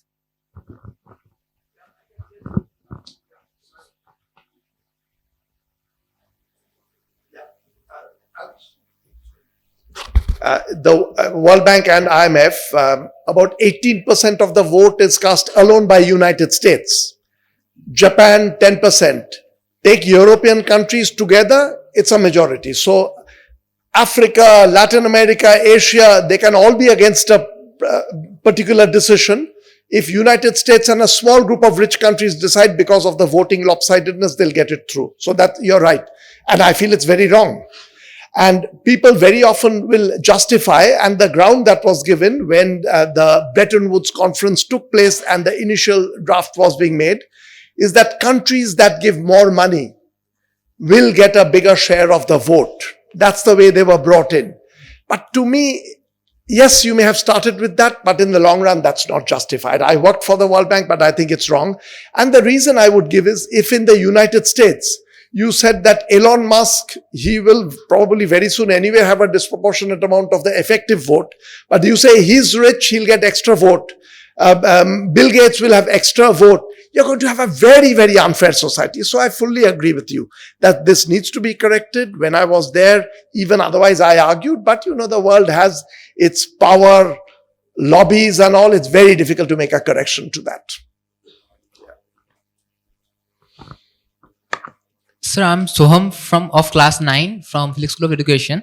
I have a few questions, but a thought ran over my mind on the quality of health and education. That why not make a rule that the ministers and the government officials have to send their children in the government schools and means have to take treatment in the government hospitals. So means it can make the government hospitals also better for the treatment and accountable. I fully agree with you. But I don't know how to do it. I mean, you should do exactly that. Yeah. Yeah. Nalini.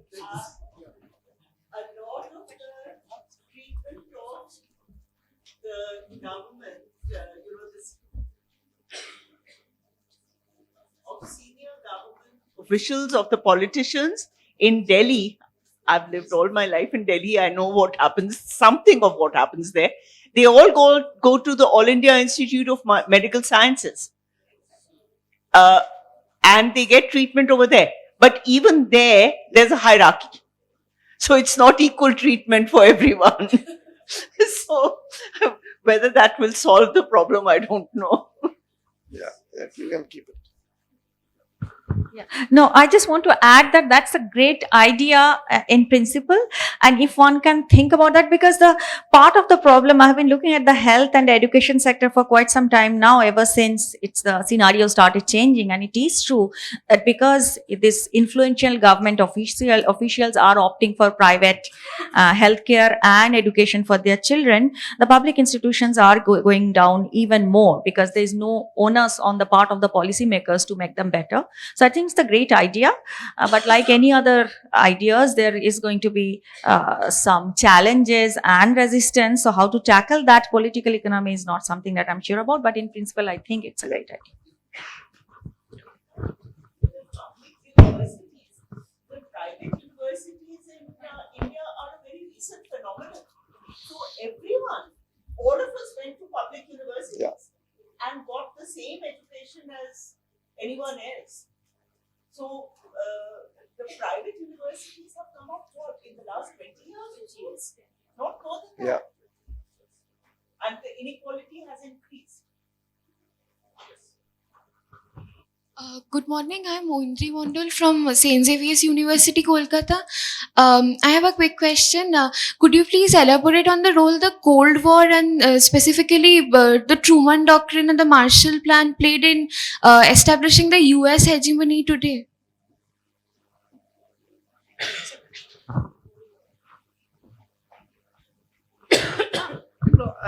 I can just say a little bit. Very difficult to pin down quite what causes it. The drift of global power over time. There are initial moves, but then you have to ask that why did even that initial move happen? So it is very difficult to pin down that through. And China is trying to occupy a space which is very similar to what United States has got. And a couple of correct moves in the beginning done by leaders who were very far-sighted. I know later periods which I've studied, Cuban Missile Crisis. You see the tension between Russia and United States. One kind of thing which is not exactly what you're saying. One reason why the US came out very strongly out of it also, I believe, that point of time, the intellectual investment done by the United States, biggest thinkers being brought in, working with Kennedy, gives it a power. Bretton Woods conference taking place in 1944. United States is gradually taking power away from Europe into its own hands. But then again, you have to ask a question, how did that happen? What happened earlier? In the end, these are long deterministic processes through which some country comes up and the others don't. That's really all I would leave it there. So anything to add? Any of you? Only to say that the Second World War, devastated a lot of Europe also. And of course, the rest of the world was also affected by it. So the country that emerged unquestionably in terms of economic power was the US of A. And it the Marshall Plan was started to divert funds from the US to rebuild the European economies and so forth. So that also gave, in addition to passing these large sums of money, it also brought in some amount of political and political power that became newly vested in the US of A. So, yes, this is a political economy problem, and also a historical sort of, we have to understand it in its historical dimension. And the other question was about the Cold War. Well, this is a sort of political economy situation where there were two blocks, the capitalist bloc and the communist bloc. And even though there was no direct war happening, though in fact there were a number of side wars that were going on, for example, later on Vietnam and so forth. But there was a Cold War situation rather than the two world wars, 1 and 2, rather than those, the animosity was showing up in terms of, taking sort of aggressive positions between the two parties, and the Cuban Missile Crisis was one particular instance in the early 60s when Kennedy was the president of the US. So, yes, it was all part of a historical sort of process by which the US was emerging and continued to sort of project itself as the topmost political economic power in the world at large. Yeah.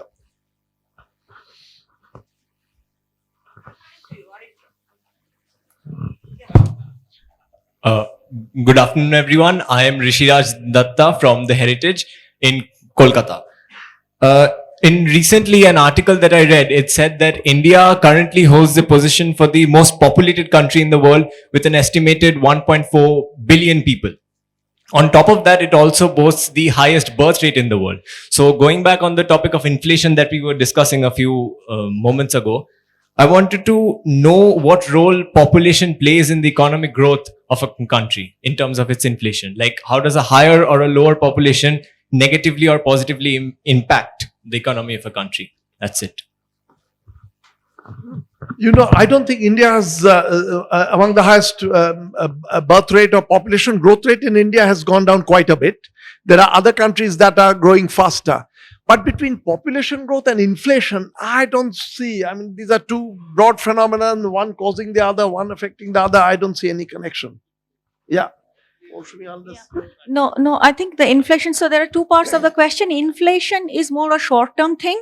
So population, people who are being born today will join the workforce maybe 20 years down the line, and then they'll start demanding goods, they'll earn something. So the inflation is a current phenomena. So I don't think that probably is this, the connection is not direct. But I think you had the other part of the question was about how population growth impacts growth rate.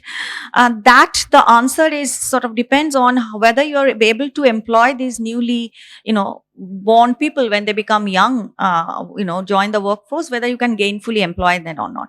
So the crucial question therefore is that will they be able to join the workforce and will it be able to contribute in terms of productivity? And that's why the answer becomes very murky. Traditionally, we used to think that, okay, they'll find some work and they'll contribute to the output. Increasingly, especially in countries like ours, given the kind of unemployment or disguised unemployment that we do have, a higher population do not necessarily translate into higher output. And that's exactly and that's what we have been talking since morning. That's exactly where skilling these people in the right direction becomes important, not just the population growth alone. I am Aritro from grade 9 from Felix. So my question is, like, in India, the money is actually concentrated in the hands of some people, and the majority of them are in the poor section. So I have the question, like, unemployment is a major cause of that, and due to that a lot of people are migrating from India to different countries, that is causing brain drain. So how can we what are the ways, or how can we create this, distribute the money not only in some hands but in all over India, and that can resolve the problem of unemployment? Aritro, I mean, my view is that, and this has come up several times, India's taxation system is very, very lopsided. The redistribution that should happen through taxation, even in a thriving capitalist country like United States, I think there is more redistribution, nowhere near what it should be, but more than what's happening in India. So there ought to be. And to me, the biggest wrong is the inequality at birth, which is very, very high in India. That needs to be corrected. So that, and then the other kinds of things that we are talking about, providing education. Nalini pointed out the early Chinese experiment. Lots of wrong things Mao Zedong did, but spreading education across the board in the country gives huge benefits and also contributes to distribution. So those are the things that we ought, it's not easy. We have done poorly. We have to recognize that and then build up pressure that India needs to have much greater equality through all these measures. There's an aspiration to migrate abroad. I think you were talking about migration. But, countries out there, they're not very keen to take in such large numbers of people from India. So that leads to a situation where there are a lot of illegal migration out, and a lot of tragic tales of Indians caught in a terrible situation in the borders of Mexico or the US, Canada, and so forth and so on. So it's a very limited way to think in terms of solving the crucial economic problem that we have here. The problem ultimately has to be solved within the shores of India, and for that one is to generate jobs here and so forth, and that is the best way we can try to address the problem. But till such time as the disparities exist, till such time as there is explicit unemployment and a young person unable to find a job here, which is indeed the case, that is why he or she is thinking in terms of trying to migrate out. It's a terrible situation, but it will take a long time for us to think in terms of generating the right kinds of jobs to absorb the people within our job market within the country. So it's a long process.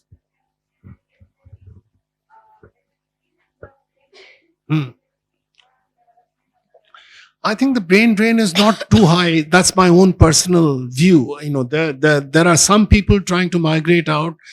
Whether it is the typical brain drain, I think in the 50s and 60s, 70s, we were thinking about brain drain with high profile scientists and engineers, doctors moving out. A lot of the out migration has been of people from India, not necessarily of this type. There have been a class of plumbers and I'm talking about the out migration to countries like the Middle East and so forth. So there's a variety of characteristics of people migrating out, not all of whom should be brought in under the brain drain kind of category. Certainly the higher incomes abroad is a big attraction for people in India without a job to want to go out. But there is a problem from the other countries' point of view, particularly Europe and North America. They want to restrict the people migrating out of India. It's a political economy problem at the world level, and it'll take a long time for us to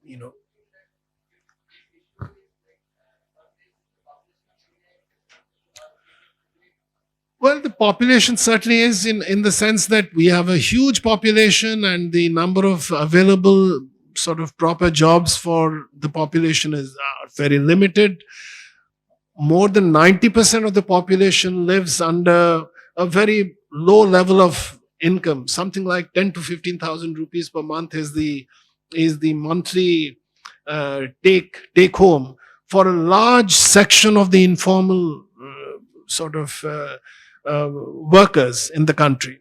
And the high wage earners, people from Felix and other well-positioned schools in Calcutta and Pune and so forth, can aspire to get excellent jobs after your BA and MA, which is a great thing. But for the large masses of people of this country, they can only think in terms of the best they can think of is something like a 15 to 20,000 rupees max as a per month salary. So there is a great divide between the, shall we say, the bottom 80 or 90% of the population and the top 5 to 10% of the population. And till such a situation exists, there will be problems of this nature. The bottom ones definitely wanting to quickly try to migrate out if they can, if they possibly can, in search of higher incomes. This is a natural process that you would expect. And you know, one more thing about brain drain, what that has done, it's such a complicated relationship. One reason why in the mid 1990s, India's services sector took off was indirectly the brain drain. The large number of Indians in Silicon Valley, they were shipping work back to Bangalore. And Bangalore had a transformative period because of the brain drain. So it's a complicated global economy. Good afternoon, everyone. I'm Evanshika from the Heritage College, Kolkata. Since we were talking about like the inequality in the level of education a few moments ago, I would say people say that the level of the public competitive exams in India, and it's also globally agreed that it is quite very difficult. It's quite difficult to pass and to get very good grades in it, and and it's a big deal to get into government colleges and universities to pursue higher, like for medical or engineering, and it's a very big deal. In fact, it's a very good thing. But then I just want to ask that if that is the case, if the government colleges and like if seats in the government colleges and universities are so much in demand and such a huge achievement, then why is the level of education in government schools so low? Like there's lack of teachers and new technologies, and like several, even the basic amenities are not there, and there are proper no management, like the management is quite low. Why is that? Like why do, if just, I mean, when we pass out of school, we immediately go to colleges for a higher degree. So if the level of education in schools are like this, then how is, like, isn't there a huge inequality in just a few like grades difference and such? That's my question. Thank you. Much more money into public education. Much more money into. Yeah. I think there has been, Mosumi talked about it, how she had the best of teachers in government schools when she was in Purulia as a child. Now, I know there was a generation, even before that, they were all educated in government schools and got a very good education. Over time, as private schools came up, there was, say in Delhi, I went to a private school. Now, this was in the 50s and 60s. I'm very old. By that time, when I was a child, schools in Delhi were already, there was this, hierarchy which was developing. We were all sent to private schools. And over time, what has happened is that the government schools were neglected. There became a class difference with people of lower income being sent to the government schools, people who couldn't afford the private schools. When we were in college, the universities, there were no private universities. All of us went to public universities. The universities were very good. And we got a good education in public universities. Now, for the future, I would say that it's there has to be a focus on providing good schools by the government. And that would involve not only putting in money in infrastructure and providing good facilities in the government schools, but also training teachers. I think we have to focus on training primary school teachers. Our teacher training programs have to improve. We have to really focus on providing, trained teachers with a commitment to education. And those teachers should be hired in the government schools. So also give good salaries to teachers in government schools. If there are good teachers, if there's good infrastructure, I don't see any reason why the people will not opt for those schools. Because of their oil reserves. So we don't have that. They're very lucky in relation to the population of those countries. They are very fortunate to have extremely high levels of oil, which gives them this income advantage right now. So for a good number of years, they'll be able to not have any kind of income tax and so forth, and yet be able to develop themselves in a reasonable way. So it's a fortuitous kind of situation for them.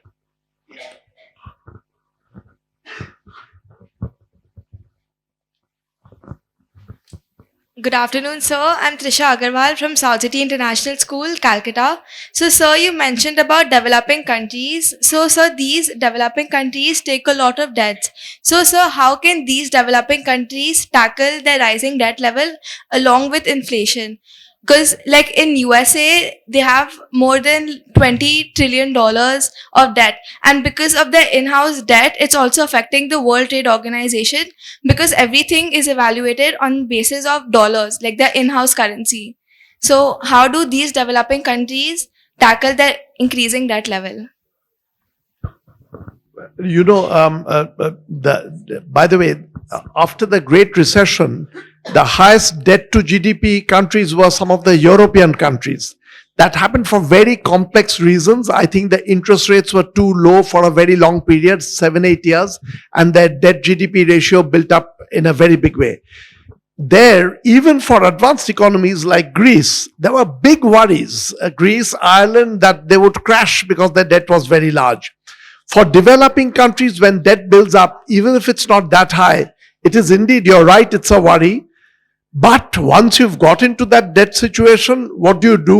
The whole purpose of an organization like the International Monetary Fund is to try to steer a slow course so that the debt comes down slowly instead of a crash taking place. But nevertheless, there are, of course, lots of instances of countries which crash altogether because of their debt. So we'll take the last question of the session. First of all, good afternoon, professors. My name is Arpan Majumdar. I'm from Standard 9 and I have a question. I just want to know the role of dual economy in economic development. Dual economy. Yeah. You know, dual economy, it's a notional characterization. Do you know who did the first work on dual economy? Do you know the name by any chance? Arthur Lewis. Yeah, you probably know, that's why I'm asking. And it's a very interesting history. Arthur Lewis was puzzled about the nature of developing countries because he had worked in Ghana, is from the West Indies, so he knows a little bit about poor countries. What he would notice is in poor countries, there's one small segment which is just like in a rich country. Go to a big city, it functions like a rich economy. But vast regions are different. And in fact, I know the history, which is very interesting. He was taking a walk in Bangkok when it suddenly struck him that developing countries should be not treated as totally different, but dual. One segment like rich countries, the rest very different. And he wrote up this paper in 1954, which became a classic. So the dual economy is really a strange amalgam of an advanced economy in one segment and a primitive economy elsewhere. And then some of the tensions and the difficulties that arise from these two is the paradigm under which we still continue to do a lot of our work.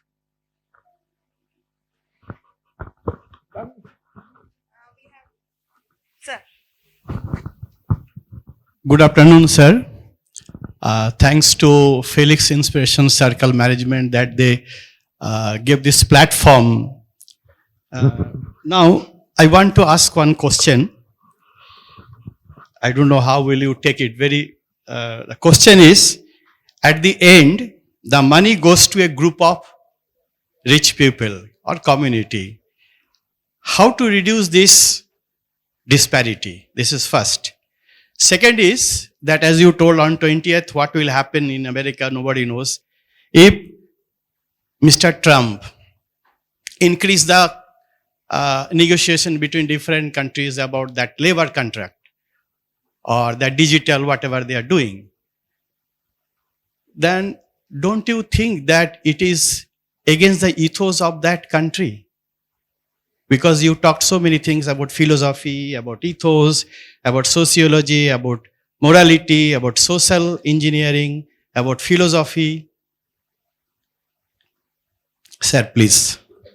The short answer is yes. It is, as you're virtually saying, it is the ethos of the country that does it. So the answer the answer is yes. And to the first part, that money goes into few pockets. That's what we've been stressing throughout here. That you do need to address it. Don't just look at the GDP and celebrate that the whole GDP is growing. You have to look at where the GDP is going. So on that, we are completely on the same page.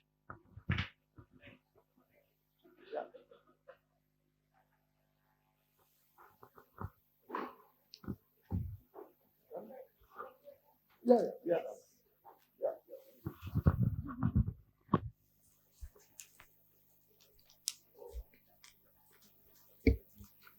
So, the question answer session has been very vibrant, very active.